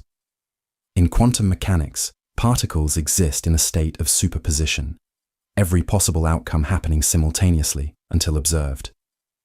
Schrödinger's cat embodies this idea. Inside a sealed box, a cat is both alive and dead until the box is opened and its state is determined. But what happens if the cat is you? According to the many worlds interpretation, the universe doesn't choose a single outcome when a quantum event occurs. Instead, it splits into multiple branches, one for every possible result. In one branch, you might survive a car crash. In another, you don't. From the perspective of the multiverse, both outcomes exist. But here's the twist. Your consciousness can only continue in the branches where you're alive. This leads to a startling conclusion. In every moment where survival is uncertain, you would always experience the outcome where you live. To an outside observer, you might perish in one universe, but from your perspective, you'd wake up again and again in the realities where you endure. The result is a strange kind of immortality, not eternal youth or invincibility, but a seamless, unbroken thread of consciousness through the multiverse. But this so-called immortality doesn't save you from aging, disease, or the slow decay of the body. It only applies when there's a quantum chance of survival. Eventually, those chances dwindle, and the thread of universes keeping you alive runs out. Even immortality has its limits. Does this mean quantum immortality is real? We don't know. It depends on whether the many worlds interpretation truly reflects reality, a debate that physicists are far from resolving. If it's true, then every quantum event creates an infinite branching of universes, and your consciousness might endlessly ride the wave of survival. If it's not, the idea remains a fascinating, if unsettling, thought experiment about the nature of life, death, and consciousness. Boltzmann brains. You are sitting here, thinking, or at least you think you're thinking. Your mind processes the world around you, piecing together reality through the lens of memory, sensation, and reason. But what if none of it is real? What if you aren't real? What if you're just a Boltzmann brain? The Boltzmann brain thought experiment begins with a paradox buried deep in the laws of physics. To understand it, we need to step back to the 19th century, when physicist Ludwig Boltzmann revolutionized our understanding of entropy. Building on earlier work, Boltzmann gave entropy a deeper meaning, linking it to the microscopic world. He showed that entropy, the tendency of systems to move from order to disorder, was a matter of probability. Over time, everything, from a steaming cup of coffee to the vast cosmos itself, drifts toward chaos. But here's the strange twist. In an infinite universe, entropy isn't the whole story. Every so often, by sheer chance, particles can come together in just the right way to create a fleeting moment of order. Imagine a messy room suddenly tidying itself up on its own. Unlikely, yes, but not impossible given infinite time. Boltzmann wondered if the universe itself might be the result of such a rare fluctuation. A chaotic cosmic soup, for one brief moment, arranged itself into stars, planets, and life. A stunning and improbable accident. But here's where it gets weirder. If random fluctuations can create an entire universe, they could also create something much smaller. Instead of billions of galaxies, what if the fluctuation produced just you? A fully formed consciousness, complete with false memories, sensations, and a sense of identity. A brain, floating in the void, imagining an entire universe that doesn't exist. This is a Boltzmann brain. The idea is unsettling because, on paper, it's far more likely for a random fluctuation to produce a single brain than an entire universe filled with trillions of stars. A Boltzmann brain requires less energy, less complexity. And if we follow the cold logic of probability, it's not only possible but inevitable that such brains should exist in infinite time. So how do you know you're not one of them? How do you know the world around you, the people, the sky, the ground beneath your feet, is real and not an illusion conjured up by a lonely brain drifting in the void? This thought experiment challenges everything we assume about reality. It asks whether the universe we perceive is truly there, or if it's a fleeting mirage, a statistical blip in an endless sea of chaos. It forces us to confront the fragility of what we call real. But does this mean we should throw our hands up and declare reality an illusion? Not necessarily. Many physicists push back against the implications of Boltzmann brains. They argue that a universe dominated by such bizarre entities would look very different from the one we observe. Our universe appears ordered and governed by consistent laws, suggesting that it's not a random fluctuation, but something deeper. Others propose that our understanding of entropy, time, or infinity may be incomplete. Perhaps the very framework that predicts Boltzmann brains is flawed, or maybe there's something fundamental about consciousness that prevents it from arising in such an improbable way. The Boltzmann brain thought experiment doesn't solve these mysteries. Instead, it invites us to question our assumptions. What do we mean by reality? What makes us certain of our experiences? And how do we navigate a universe where such strange possibilities exist? After all, real or not, this universe feels real to us. And maybe, just maybe, that's enough. Chinese room. The Chinese room is one of the most famous thought experiments in philosophy, challenging our understanding of intelligence, consciousness, and what it means to know something. Imagine a room, a small enclosed space with a single person inside. This person doesn't speak or understand a word of Chinese, not even a little. But inside the room, they have a massive set of instructions, a rulebook written in their native language. Here's how it works. Chinese speakers outside the room slip written questions in Chinese through a slot in the door. Inside, the person uses the rulebook to match the shapes of the symbols on the paper with other shapes in the book. The rulebook tells them exactly which symbols to write down as a response, and they slip the answer back through the slot. To the Chinese speakers outside, the responses make perfect sense. It seems like the person inside the room understands Chinese fluently. But do they? This is the Chinese room, a thought experiment created by philosopher John Searle in 1980. It's not just about language, it's a thought experiment aimed at the heart of artificial intelligence. It asks, can a machine ever truly think, or does it just appear to think by following rules? Let's break it down. The person inside the room is like a computer. They don't understand the questions or the answers. They're simply following instructions, processing symbols based on predefined rules. The rulebook, meanwhile, is like the computer program. It tells the person exactly what to do, step by step. To the outside observer, it looks like the person inside understands Chinese, but in reality, they're just manipulating symbols without any comprehension. Searle's argument is this: even if a computer perfectly simulates human intelligence, answering questions, holding conversations, even passing the famous Turing test, it doesn't mean the computer actually understands anything. It's just following rules. It has syntax, but no semantics. It manipulates symbols, but it doesn't know what they mean. This distinction is crucial.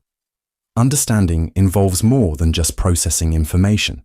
It requires consciousness, awareness, and subjective experience, qualities that machines, at least according to Searle, fundamentally lack. But not everyone agrees. Some philosophers argue that the Chinese room misunderstands the nature of intelligence. They suggest that understanding isn't something that happens in a single part of a system, like the person in the room, but in the system as a whole. In this view, the room, the rulebook, and the person working together form a kind of intelligence. If the system can consistently produce meaningful answers, then it might as well be called understanding. Others push back even further, claiming that human understanding is itself just a complex process of symbol manipulation. After all, isn't your brain a biological machine following its own set of rules? Maybe there's no magical difference between the person in the Chinese room and the neurons firing in your brain. Maybe understanding is just what happens when information is processed in the right way. Still, the Chinese room raises profound questions about the nature of consciousness. If machines can convincingly simulate understanding without actually understanding, how can we ever be sure another entity, machine or human, is truly conscious? Could a future AI be conscious in a way we can't comprehend, or would it just be an incredibly sophisticated Chinese room? And then there's an even bigger question. If understanding isn't necessary for intelligence, what does that mean for us? Are we, in some sense, also just rooms full of rules, responding to inputs with outputs based on our programming? Or is there something about human consciousness that goes beyond the rules, a spark that makes us truly alive? The Chinese room doesn't give us easy answers, but it does challenge us to think about what it really means to understand, to be intelligent, and to be conscious. As we move closer to building machines that seem more and more like us, these questions aren't just abstract, they're deeply relevant. Because if we ever build a machine that claims to understand us, we'll need to decide whether to believe it. Maybe, in the end, the Chinese room isn't just a test for machines, it's a test for us. To understand what we truly value in intelligence, and what it really means to be human. Infinite library. The infinite library is a place where every book that could ever be written has been written. But this is no ordinary library. It's a thought experiment, a journey into the strange and fascinating world of infinity and possibility. Welcome to the Library of Babel. The infinite library was imagined by the writer Jorge Luis Borges. Picture it, an endless maze of hexagonal rooms, each filled with books. The walls of every room have shelves stacked with volumes, identical in size and shape. But the content of each book is unique. They're filled with every possible combination of letters, spaces, and punctuation marks. Some books are complete gibberish, others contain coherent sentences. And somewhere, there's a book that tells your life story, word for word. The question is, what does this library mean? In Borges' story, the Library of Babel contains every possible book of a certain length. If you define the length of a book as a fixed number of pages and characters per page, the library has every permutation of those characters. It's a mathematical certainty. If you shuffle a deck of letters enough times, eventually you'll produce every combination. That's where things get strange. Most of the books in this library are utter nonsense, pages of random symbols with no meaning. But scattered among the chaos are treasures, books containing the complete works of Shakespeare, accurate histories of civilizations that never existed, every scientific discovery that will ever be made. Somewhere, there's a book that reveals the cure for cancer, and another that contains the ultimate recipe for chocolate cake. But there's also a darker side. For every masterpiece, there are books filled with lies, errors, or harmful ideas. There are false cures, misleading histories, and dangerous philosophies. In an infinite library, you can find any truth, but for every truth, there's also an infinite number of convincing falsehoods. This brings us to the paradox of the infinite library. It contains all knowledge, but it's impossible to find what you're looking for. Imagine walking through its endless halls, picking books at random. How would you ever locate the single book you need among the infinite shelves? Even if you had a map or a guide, how would you trust it? After all, there's another book in the library that contradicts it. The Library of Babel reflects the overwhelming abundance of information in our world today. The internet, in some ways, is its modern equivalent, a vast repository of human knowledge, filled with both truth and misinformation. Finding the right answer in a sea of data can feel as impossible as navigating Borges' library. But there's another perspective. The infinite library is not just a place of confusion, it's also a celebration of possibility. It reminds us that within the chaos, there is beauty and meaning. The sheer scale of the library is a testament to the boundless creativity of the universe. Every idea, every story, every conceivable reality exists somewhere in its endless stacks. And perhaps that's the point. The Library of Babel is not meant to be solved, it's meant to inspire awe. It's a mirror of the infinite potential of human imagination and the vast, mysterious universe we inhabit. It challenges us to embrace uncertainty and to find meaning, even in the midst of chaos. The infinite library is impossible, but it feels strangely familiar. It's the story of humanity's quest for knowledge, a reflection of our greatest hopes and deepest fears. And like all great thought experiments, it leaves us with more questions than answers. How do we navigate infinity? How do we separate truth from fiction? And what does it mean to search for knowledge in a world where anything is possible? Cheshire Cat Experiment. The Cheshire Cat Experiment sounds like something straight out of a whimsical novel, but it's not about mischievous felines. Instead, it's a quantum thought experiment that turns our understanding of reality on its head. It raises a bizarre question. Can an object exist separately from its properties? Let's set the stage. In Lewis Carroll's Alice's Adventures in Wonderland, the Cheshire Cat is famous for its mischievous grin that lingers even after its body disappears. The grin and the cat seem to separate, defying common sense. This odd imagery inspired physicists to explore whether something similar might happen in the quantum world, where sense and logic are often twisted into unrecognizable shapes. In 2014, scientists took this idea and turned it into a real experiment. They used a neutron, a tiny subatomic particle, and its magnetic moment, which acts like a quantum compass needle pointing in a specific direction. The key question was, could the neutron and its magnetic moment, its grin, be separated in a quantum system? The experiment relied on a quantum phenomenon called the quantum Cheshire Cat effect. Here's the idea. In quantum mechanics, particles don't have fixed locations. Instead, they exist as probabilities, spread out over space until they are observed. This makes it possible to separate a particle from one of its measurable properties. Using a neutron interferometer, a device that splits and recombines particles, the researchers sent neutrons through a crystal that divided their paths into two separate routes. One route carried the neutron itself, while the other carried its magnetic moment. When the paths were recombined and analyzed, the results were shocking. It appeared that the neutron traveled along one path, while its magnetic moment took the other. In other words, the cat and its grin had split. So what's going on? In classical physics, objects and their properties are inseparable. A ball has its position, color, and speed all in one package, but in the quantum world, things aren't so straightforward. A particle's properties, like its spin, charge, or magnetic moment, can exist in different locations, defying our everyday logic.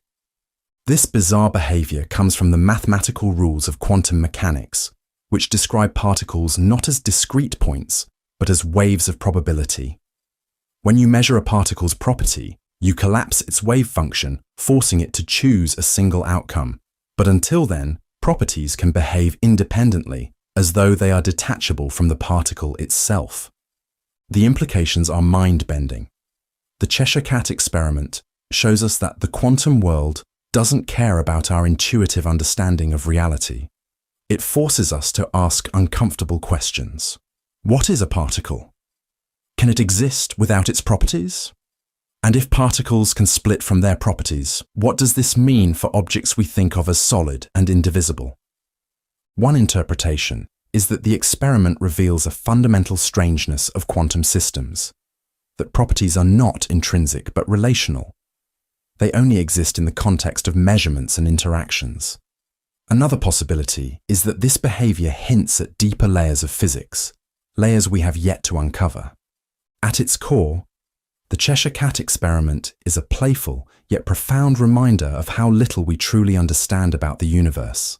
It challenges us to think beyond our everyday experiences and embrace the weirdness of quantum mechanics.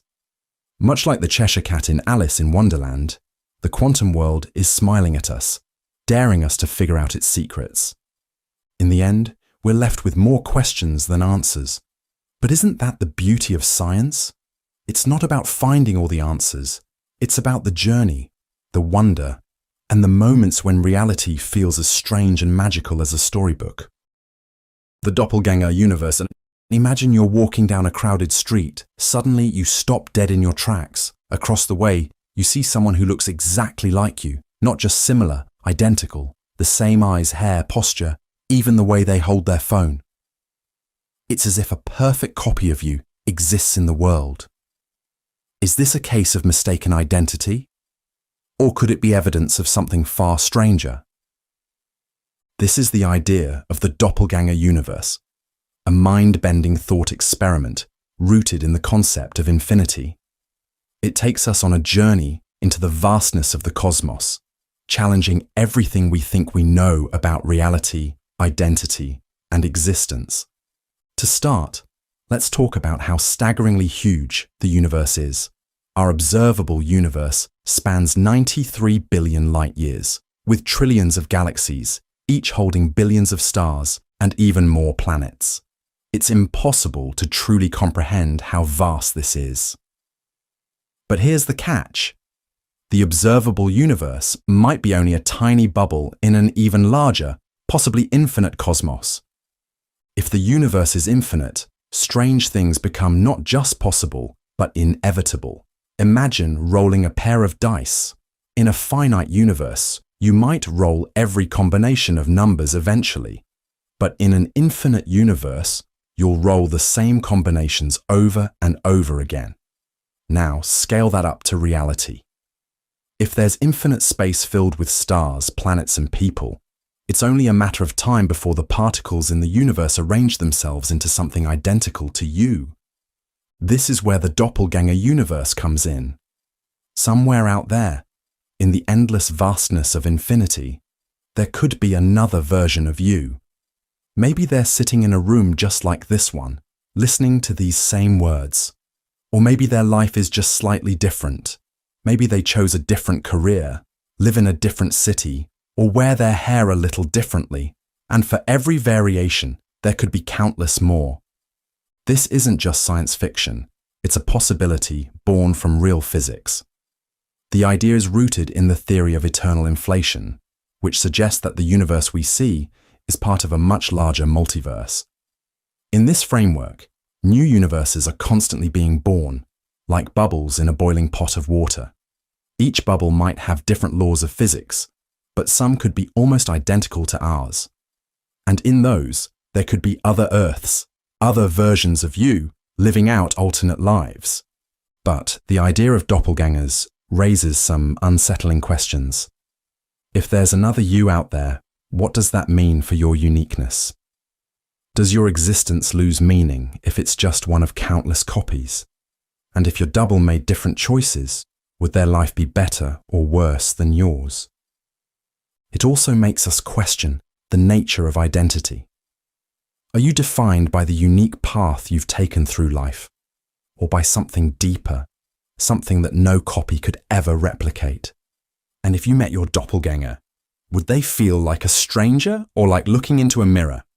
But let's zoom out even further. The doppelganger universe isn't just about individuals, it's about everything.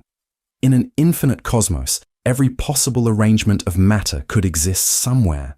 There could be worlds where history played out differently, where life evolved in ways we can't imagine, where the very laws of physics are unrecognizable. Infinity isn't just big, it's weird. Of course, this is all highly speculative. We don't know for sure if the universe is infinite or if doppelgangers are even possible. Our current understanding of the cosmos has limits, and the answers to these questions might remain forever out of reach. But even as a thought experiment, the doppelganger universe challenges us to think differently about existence. It forces us to confront the vastness of reality and the tiny, fleeting nature of our place within it. Yet it also reminds us that even if there are infinite versions of you out there, none of them are living this exact moment. Right here, right now, you're the only you that matters.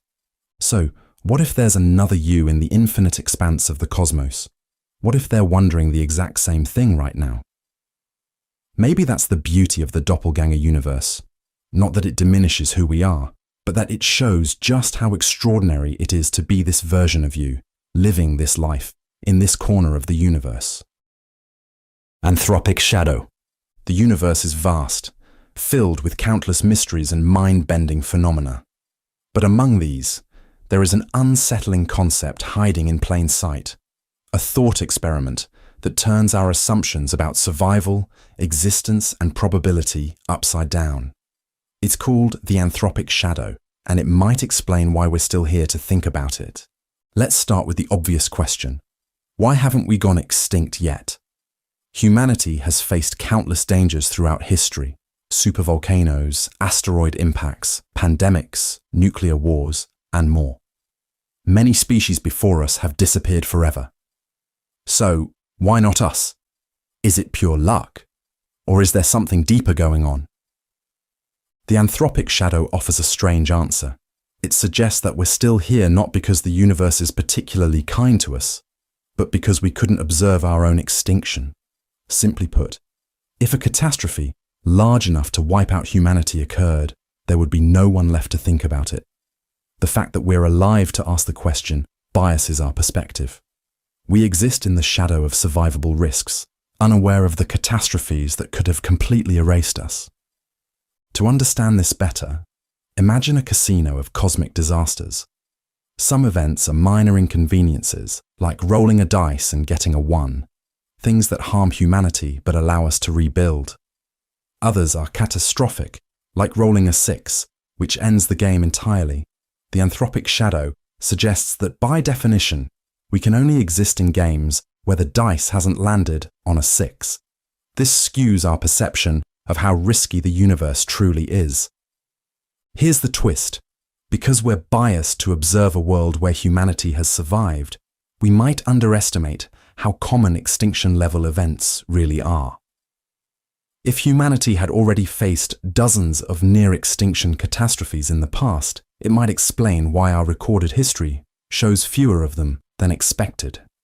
The events we do see, the near misses, are only the survivable ones.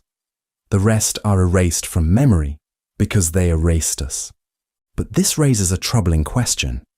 If we're still here, does that mean the worst is behind us? Or are we just lucky so far, living in the calm before the storm? The Anthropic shadow doesn't just mess with our understanding of the past. It casts a dark uncertainty over our future. If extinction-level events are more common than they seem, what does that say about our odds of long-term survival? Some argue that the shadow effect could make us dangerously complacent.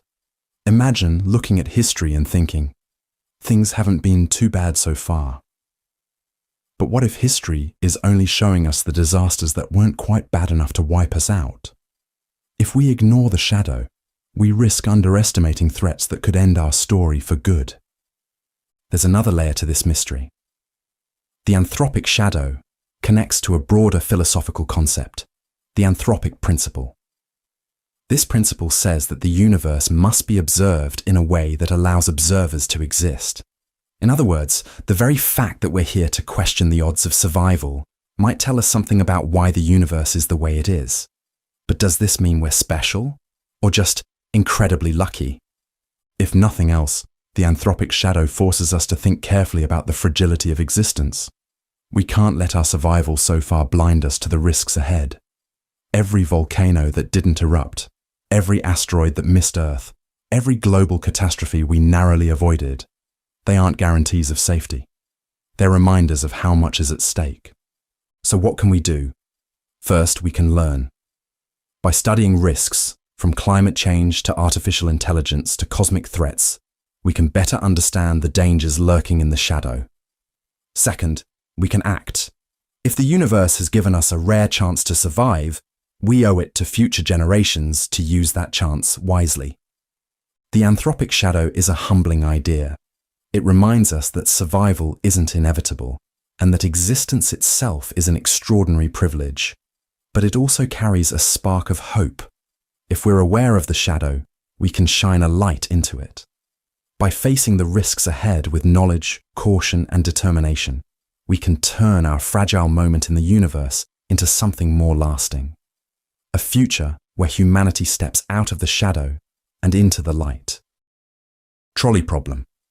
The trolley problem is one of the most famous thought experiments in philosophy, asking a seemingly simple question. What is the right thing to do when faced with an impossible choice? But beneath its simplicity lies a tangled web of ethics, morality, and human psychology. Picture this.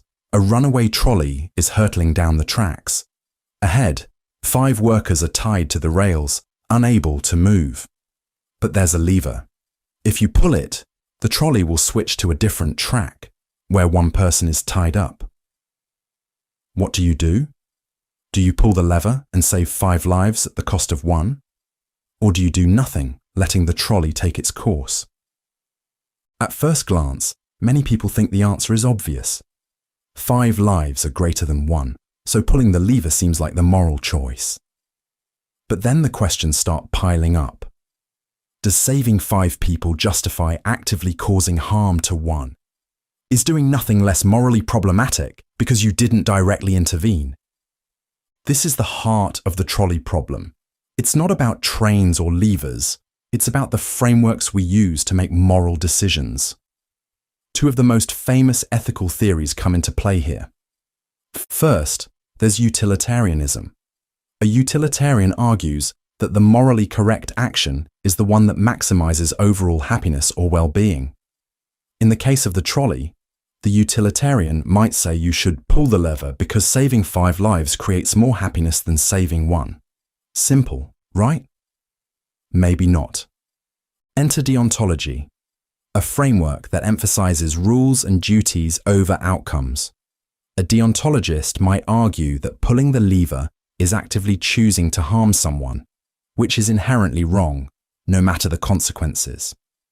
According to this view, letting the trolley continue on its path is morally preferable because you didn't cause harm directly. But let's complicate things further. Imagine instead of pulling a lever, you're standing on a bridge next to a very large person. If you push them off the bridge, their body will stop the trolley, saving the 5 workers. But the person you push will die. Suddenly, the stakes feel different. The logic of saving 5 lives over 1 still holds, but something about physically pushing someone to their death feels much more personal and unsettling. Why? This reveals something fascinating about human morality. We seem to have an instinctive aversion to directly harming others, even if the end result is logically the same. Our decisions are shaped not just by cold calculations, but by emotions, empathy, and the ways we perceive responsibility. And yet, the trolley problem gets even more complex. Imagine the person tied to the track as a close friend, a family member, or even yourself. Or what if the 5 people on the other track are strangers, and the one person is a renowned scientist working on curing cancer? Does your choice change depending on the details? This is why the trolley problem has captured the imagination of philosophers, psychologists, and ethicists for decades. It forces us to confront uncomfortable truths about how we make decisions and what we value most. It's also deeply relevant to real-world dilemmas. Self-driving cars, for example, might face versions of the trolley problem every day. Should they prioritize the lives of passengers or pedestrians? Who gets to decide, and how? At its core, the trolley problem is a mirror. It reflects our values, our biases, and our struggles to balance logic with emotion. It doesn't have a single, clear answer, and that's precisely the point. It reminds us that morality is messy, that even the most well-intentioned actions can have unforeseen consequences, and that sometimes there are no perfect solutions. So the next time you see a train track, or maybe just face a tough decision in life, ask yourself, what kind of person do you want to be? The trolley problem isn't just a thought experiment. It's a challenge to think deeply, to question your instincts, and to grapple with the complexities of being human. The experience machine. Imagine a machine that can give you everything you've ever wanted, not just material things, but experiences, memories, and feelings. The perfect life simulated to perfection. Plug yourself in, and you could live as a celebrated artist, a fearless adventurer, or a beloved hero. Every moment would feel real, every emotion genuine. The question is simple. Would you get in? This is the experience machine, a thought experiment introduced by philosopher Robert Nozick in 1974. It's designed to challenge our ideas about happiness, reality, and what it means to live a meaningful life. At first glance, the machine seems irresistible. Who wouldn't want to escape the pain and uncertainty of life for a perfect existence? But let's pause for a moment. If the machine can simulate anything, what's the catch? Why does this thought experiment make so many people uncomfortable? To answer this, let's unpack the machine. Imagine entering a sleek pod where electrodes attach to your brain. Once inside, your memories of the real world fade away, and the machine feeds your brain signals that make every experience feel completely authentic. You can't tell the difference, but the life you're living is a fabrication, an illusion crafted by the machine. The paradox of the experience machine is that while it promises ultimate pleasure, it forces us to confront deeper questions about what we truly value. Nozick argued that most people wouldn't choose to plug in. Why? Because deep down, we care about more than just feeling happy. We want our happiness to mean something. We don't just want to experience love, success, or connection.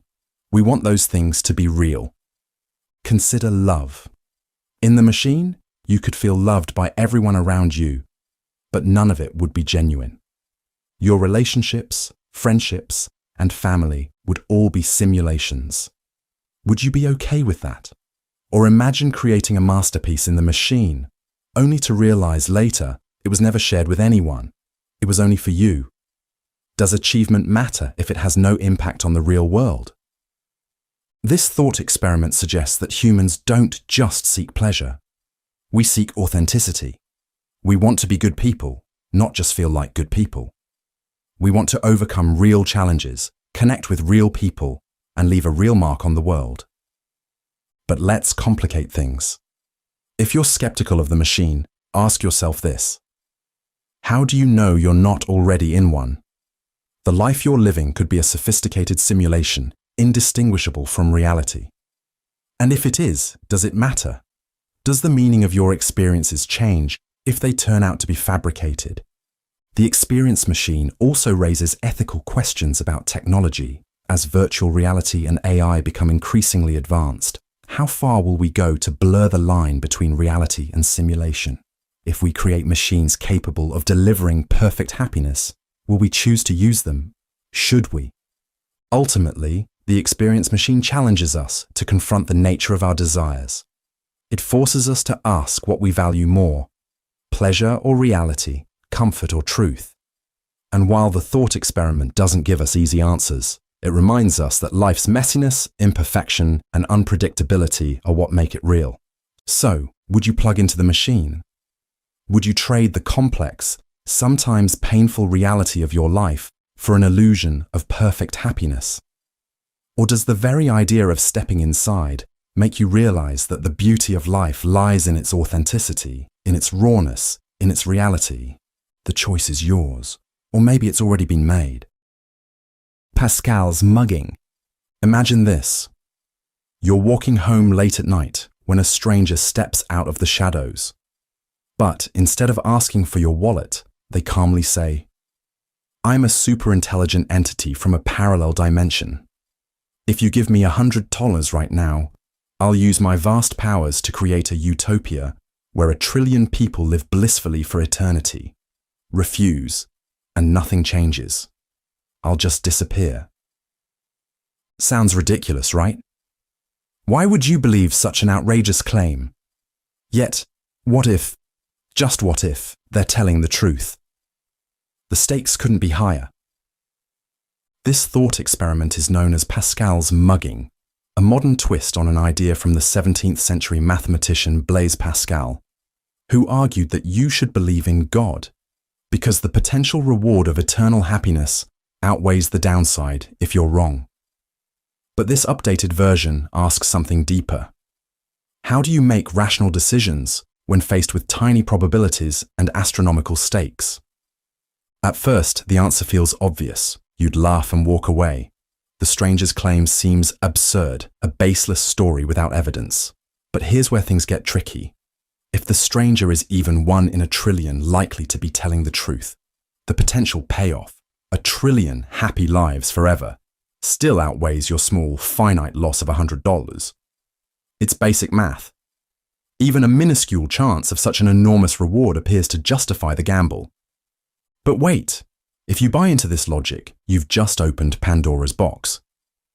What if another stranger appears and promises infinite happiness in exchange for $1,000? Or someone else demands all your money, claiming they'll save an infinite number of universes? There's no upper limit to how wild these claims could get. If you take one seriously, how do you decide where to stop? This is where Pascal's mugging really messes with your brain. It exploits the way humans think about probability and value. Normally we weigh risks and rewards based on what's likely and tangible. But when rewards are absurdly large, like trillions of happy lives, our usual rules break down. Even the tiniest chance of these rewards can dominate rational decision-making, leading to conclusions that feel deeply irrational. One way to deal with this is to reject the mugger's logic outright. You might argue that their claim is so implausible it doesn't deserve consideration, no matter the stakes. This is what philosophers call a prior probability, a way to say, some things are just so unlikely that they're effectively zero. But where do you draw the line? How do you justify ignoring tiny probabilities without ignoring real risks, like asteroid impacts or pandemics? Others propose redefining how we evaluate extreme scenarios. Maybe the problem isn't with the probabilities, but with how we calculate value. Do infinite rewards even make sense? Can we compare the happiness of a trillion hypothetical people to our own small, tangible lives? Pascal's mugging also reveals a troubling vulnerability in human reasoning. If we take its logic seriously, we could be exploited endlessly by anyone promising infinite rewards. But rejecting it entirely could mean ignoring genuine risks that could reshape the future. It's a paradox that forces us to confront the limits of logic, ethics, and even our sense of reality. So what should you do if the mugger appears? Hand over the $100 just in case? Laugh in their face and walk away? There's no clear answer. The thought experiment doesn't aim to solve the problem, but to expose how fragile our decision-making becomes when the stakes are unimaginably high. Maybe the real lesson of Pascal's mugging isn't about what's rational, but about humility. It reminds us that the universe is vast, our understanding is limited, and certainty is often an illusion. In the face of infinite possibilities, the only thing we can control is how we choose to respond. As the mugger waits for your answer, the real question is this: how do we navigate a world where the unimaginable isn't just possible, but might demand something of us? Counterfactual mugging. You're walking down a quiet street at night when suddenly a masked figure steps out of the shadows. They hold up a strange coin and explain the situation. This coin is fair. If it landed heads, I wouldn't have bothered you. But if it landed tails, I need you to give me $100. If you pay, I'll reward you in a hypothetical world where it landed heads. Refuse, and there's no reward, ever. What do you choose? This bizarre scenario is the core of the counterfactual mugging, a thought experiment dreamed up by philosopher Nick Bostrom. At first glance, it's a strange, almost silly question.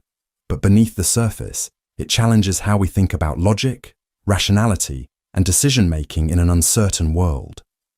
The situation seems absurd. Why would you give $100 to someone because of a coin flip that's already happened? You can't change the outcome. And the idea of being rewarded in a hypothetical world that doesn't exist feels, well, hypothetical. If this were a real mugging, most people would walk away without a second thought. But this is where the experiment gets interesting. The mugger claims they're bound by perfect logic and will absolutely reward you in a world where the coin landed heads. Let's say the reward isn't just $100, it's $1 billion. And let's say you know they're telling the truth. Now the question becomes trickier. If the coin flip had landed heads, you'd want your hypothetical self to pay up in the tails world. After all, that's the only way your hypothetical self would get rewarded. But here, in the real world where the coin landed tails, it feels illogical to pay. Why sacrifice $100 for a reward you'll never see? This tension between the real and the hypothetical reveals a deeper conflict in how we approach decisions. Should you focus solely on your current reality, or should you make choices as if they'll affect all possible realities? One way to think about this is through decision theories, mathematical approaches to figuring out the best choice. Many people naturally follow causal decision theory. This means they focus on what their actions will directly cause. In the counterfactual mugging, paying $100 doesn't cause anything good to happen in this reality, so they don't pay. But there's another approach called evidential decision theory. This suggests that your choices are evidence of what kind of person you are, what decisions you'd make in any scenario. If you pay up now, it suggests you're the kind of person who would pay in the tails world, which means you'd also get rewarded in the hypothetical heads world. The thought experiment gets even weirder if you imagine an all-powerful AI or entity that can predict your actions perfectly. If it knows you wouldn't pay, it never rewards your hypothetical self in the heads world. But if it knows you would pay, you get rewarded. Suddenly, your decision in this world could ripple into others. So what's the right answer? Philosophers and mathematicians are still debating. The counterfactual mugging forces us to question how much weight we give to the hypothetical, how we define rationality, and how we navigate decisions when the stakes seem abstract. But maybe the most fascinating part of this thought experiment is what it reveals about us. It challenges our deeply human instinct to prioritize what's real and tangible over what's theoretical. It reminds us that logic doesn't always align with intuition, and that being rational can sometimes feel irrational. In the end, the mugger lowers their coin and waits. Do you pay the $100, trusting that it's the right thing to do across all possible worlds? Or do you walk away, holding tight to your sense of reality, even if it might cost you in a world you'll never see? Maybe the real question isn't whether you should pay. Maybe it's whether we're even ready to think in terms of worlds beyond our own. Splitbrain dilemma. Humanity has always been fascinated by the mysteries of the mind. For centuries, we've tried to unravel how the brain shapes our thoughts, actions, and sense of self, but some discoveries don't just answer questions, they pose unsettling new ones. Enter the split brain dilemma, a phenomenon that forces us to rethink what it means to be a single, unified person. At the heart of this dilemma lies a medical procedure called a corpus callosotomy. In rare and extreme cases of epilepsy, doctors sometimes sever the corpus callosum, the thick bundle of nerves connecting the brain's two hemispheres. This procedure can dramatically reduce seizures, but it comes with an unexpected side effect. It creates a brain that is effectively divided in two. Under normal circumstances, the left and right hemispheres of the brain work together seamlessly, sharing information through the corpus callosum. But when this connection is severed, the hemispheres are cut off from one another. And here's where things get strange. Each hemisphere specializes in different tasks. The left side typically handles language and analytical thinking, while the right side focuses on spatial awareness and creativity. After a split brain procedure, these specialized regions continue functioning, but now they act independently. This independence was revealed through groundbreaking experiments in the 20th century. Researchers devised clever tests to isolate each hemisphere's input and output. For instance, they would show an object, like an apple, to the patient's left visual field, which is processed by the right hemisphere. The patient would claim not to see anything because the right hemisphere lacks language ability. But if asked to pick up the object, their left hand, controlled by the right hemisphere, would correctly select the apple. It's as if two separate minds are coexisting within one skull. The left hemisphere, with its language capabilities, often dominates verbal communication and insists that it's in charge. Meanwhile, the right hemisphere quietly processes the world and influences behavior in ways the left side might not even notice. In some experiments, the two hemispheres even seem to have conflicting desires. A patient's right hand might reach for a book, while their left hand pushes it away. This raises profound questions. If the brain can be split into two independent systems, where does consciousness reside? Are we still a single individual, or does each hemisphere have its own sense of self? And if there are two minds, which one is you? The split brain dilemma challenges our intuition about identity. We like to think of ourselves as unified beings, with one continuous stream of consciousness. But the reality might be more fragmented than we're comfortable admitting. Even in people with intact brains, different neural networks handle different tasks, often without our awareness. The split brain phenomenon could be an extreme example of something that's true for all of us. That the self is not a single cohesive entity, but a collection of systems working together, or sometimes in conflict. This understanding has far-reaching implications. It suggests that our sense of unity is a product of how the brain integrates its functions. When that integration breaks down, so does our perception of being one person. It's a humbling reminder that our identities are more fragile and complex than we realize. The split brain dilemma doesn't just challenge neuroscience, it confronts philosophy.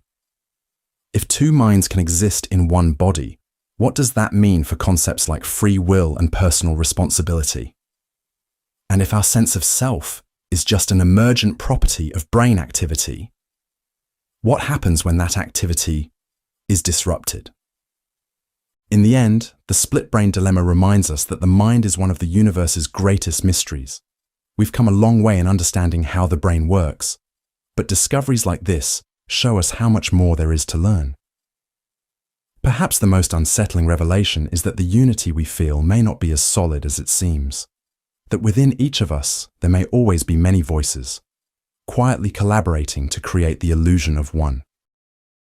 Morean absurdity. Morean absurdity is one of those philosophical ideas that sounds simple at first, but the deeper you dig, the more it challenges your understanding of reality and logic. At its heart, it's about what happens when our everyday beliefs clash with high-level philosophical reasoning. And trust us, it's a trip worth taking. Let's start with the basics. Imagine you're sitting in a room. You look down and see your hands. You move your fingers, wiggle them around. It feels obvious. You know you have hands. You don't need to debate it or prove it. It's just something you know. This kind of knowledge is what philosophers call common sense. Now enter G.E. Moore, a British philosopher who became famous for defending common sense against skeptical arguments. Moore said something like this: "Here is one hand and here is another, therefore I know that two hands exist." It's a bold move, almost playful in its simplicity. But it's also surprisingly profound because it pushes back against an entire tradition of skeptical philosophy. Skeptics argue that you can't really trust your senses or your beliefs about the world. They'll say things like, "How do you know you're not in a simulation or dreaming, or that reality itself isn't an elaborate illusion?" Philosophers like Descartes famously doubted everything except the fact that they were thinking. But Moore flips this script. Instead of doubting everything, he doubles down on the obvious. His response to skepticism is basically, "I have hands, that's good enough for me." At first, this seems like a mic drop moment. Moore's argument is so clear and intuitive that it feels like he's won the debate. But here's where the absurdity comes in. While his defense of common sense feels right, it also raises uncomfortable questions. Can we really rely on our everyday beliefs to dismiss deep philosophical skepticism?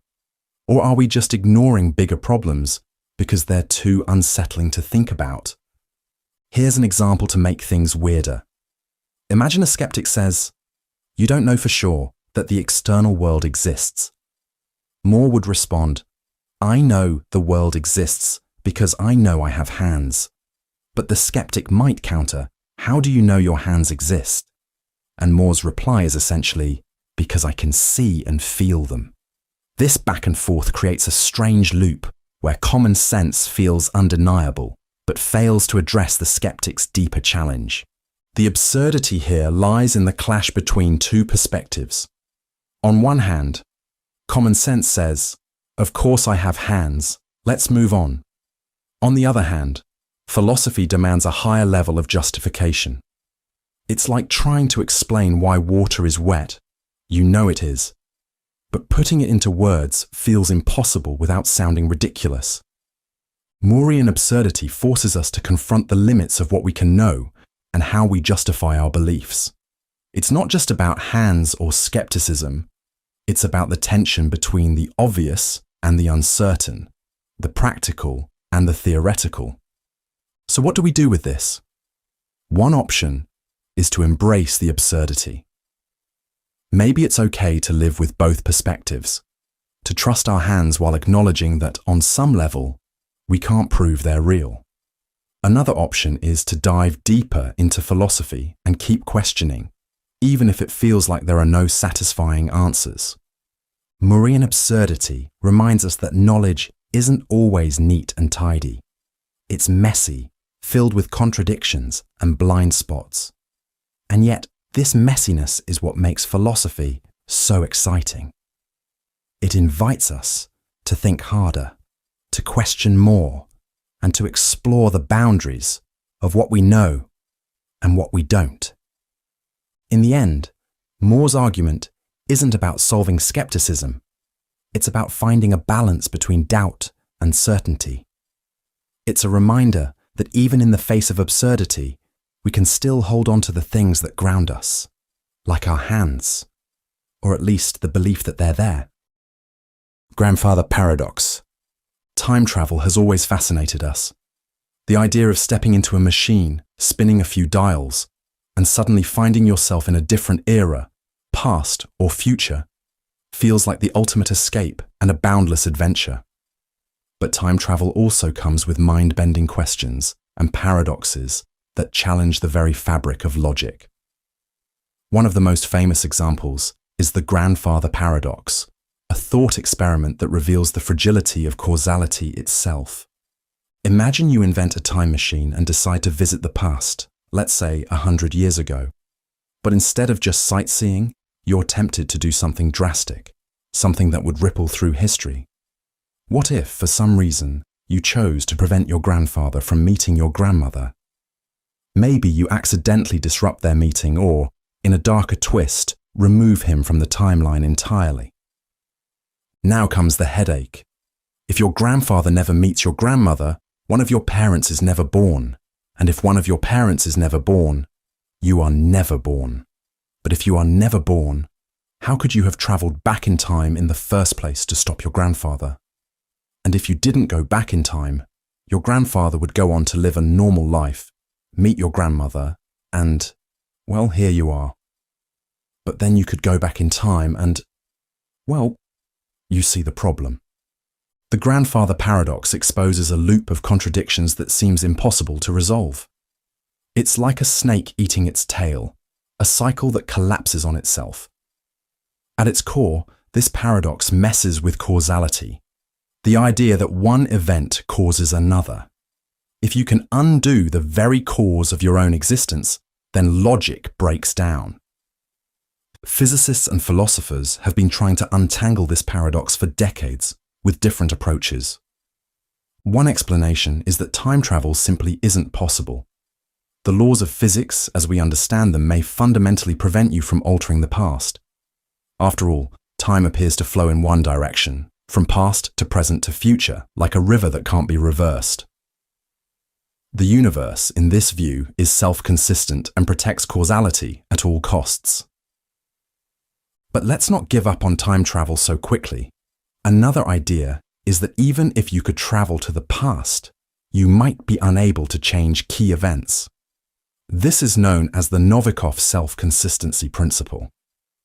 It suggests that the universe would somehow prevent paradoxes from happening.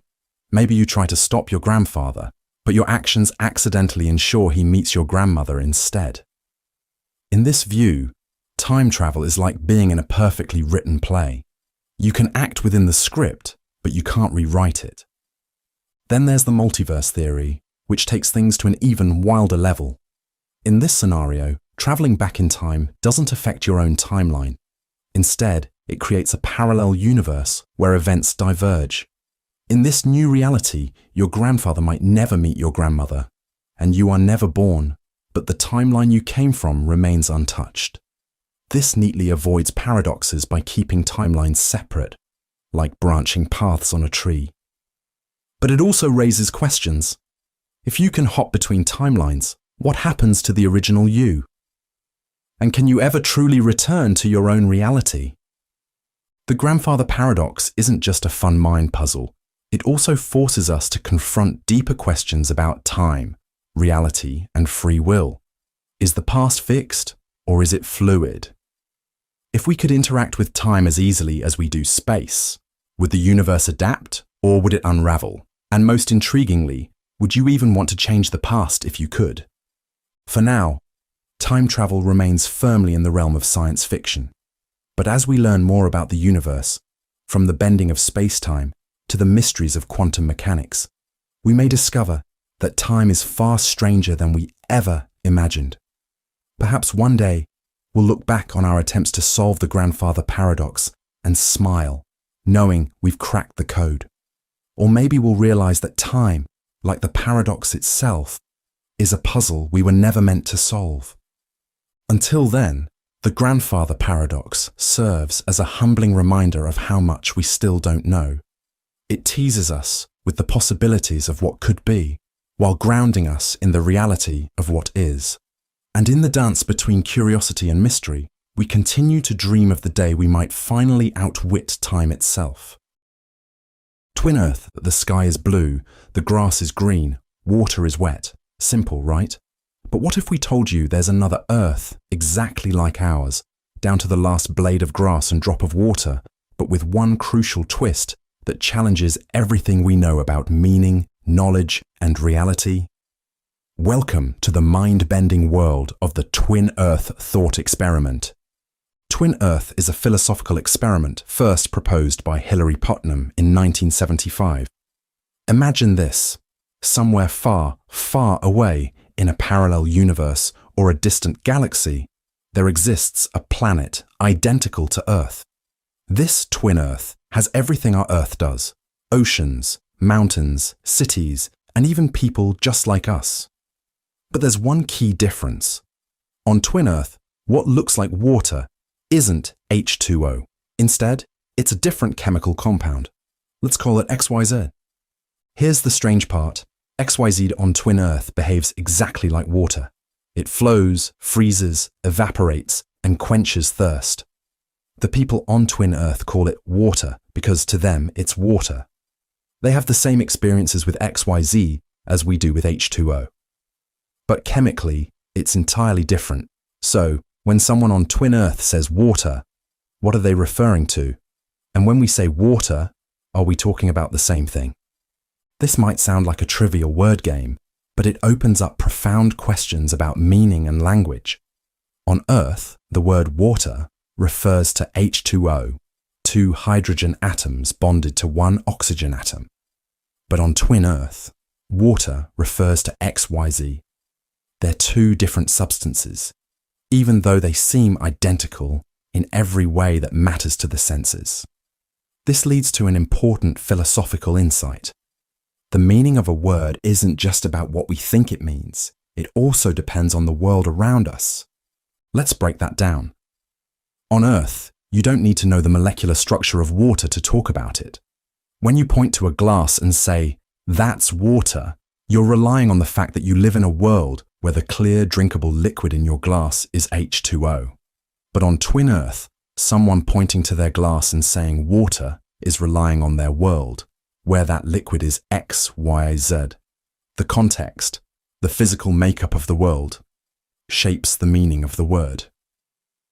This challenges the idea that words get their meaning only from what's in our heads. Putnam's experiment suggests that meaning isn't entirely in the mind. Instead, it's partly out there in the world. This is called semantic externalism. The idea that the meaning of a word depends not just on our thoughts, but also on the environment we're in. But Twin Earth raises even weirder questions. Imagine you're magically teleported to Twin Earth. You're handed a glass of XYZ, which you drink without realizing it's not H2O. For all practical purposes, it seems like water. Is it? Could you tell the difference? Would you even care? From your perspective, nothing has changed. And yet, chemically speaking, you're drinking something entirely alien. This highlights the gap between perception and reality. Just because something seems familiar doesn't mean it is. Twin Earth forces us to confront how much of our understanding is based on assumptions. Assumptions that the world we see is exactly as it appears. The implications go even deeper. Twin Earth doesn't just challenge our understanding of meaning. It also touches on knowledge, identity, and reality itself. If words depend on the environment, what does that mean for how we communicate? If you can't tell the difference between H2O and XYZ, how do you really know what you're drinking? And if two worlds can be identical on the surface but fundamentally different at their core, what does that say about the nature of reality?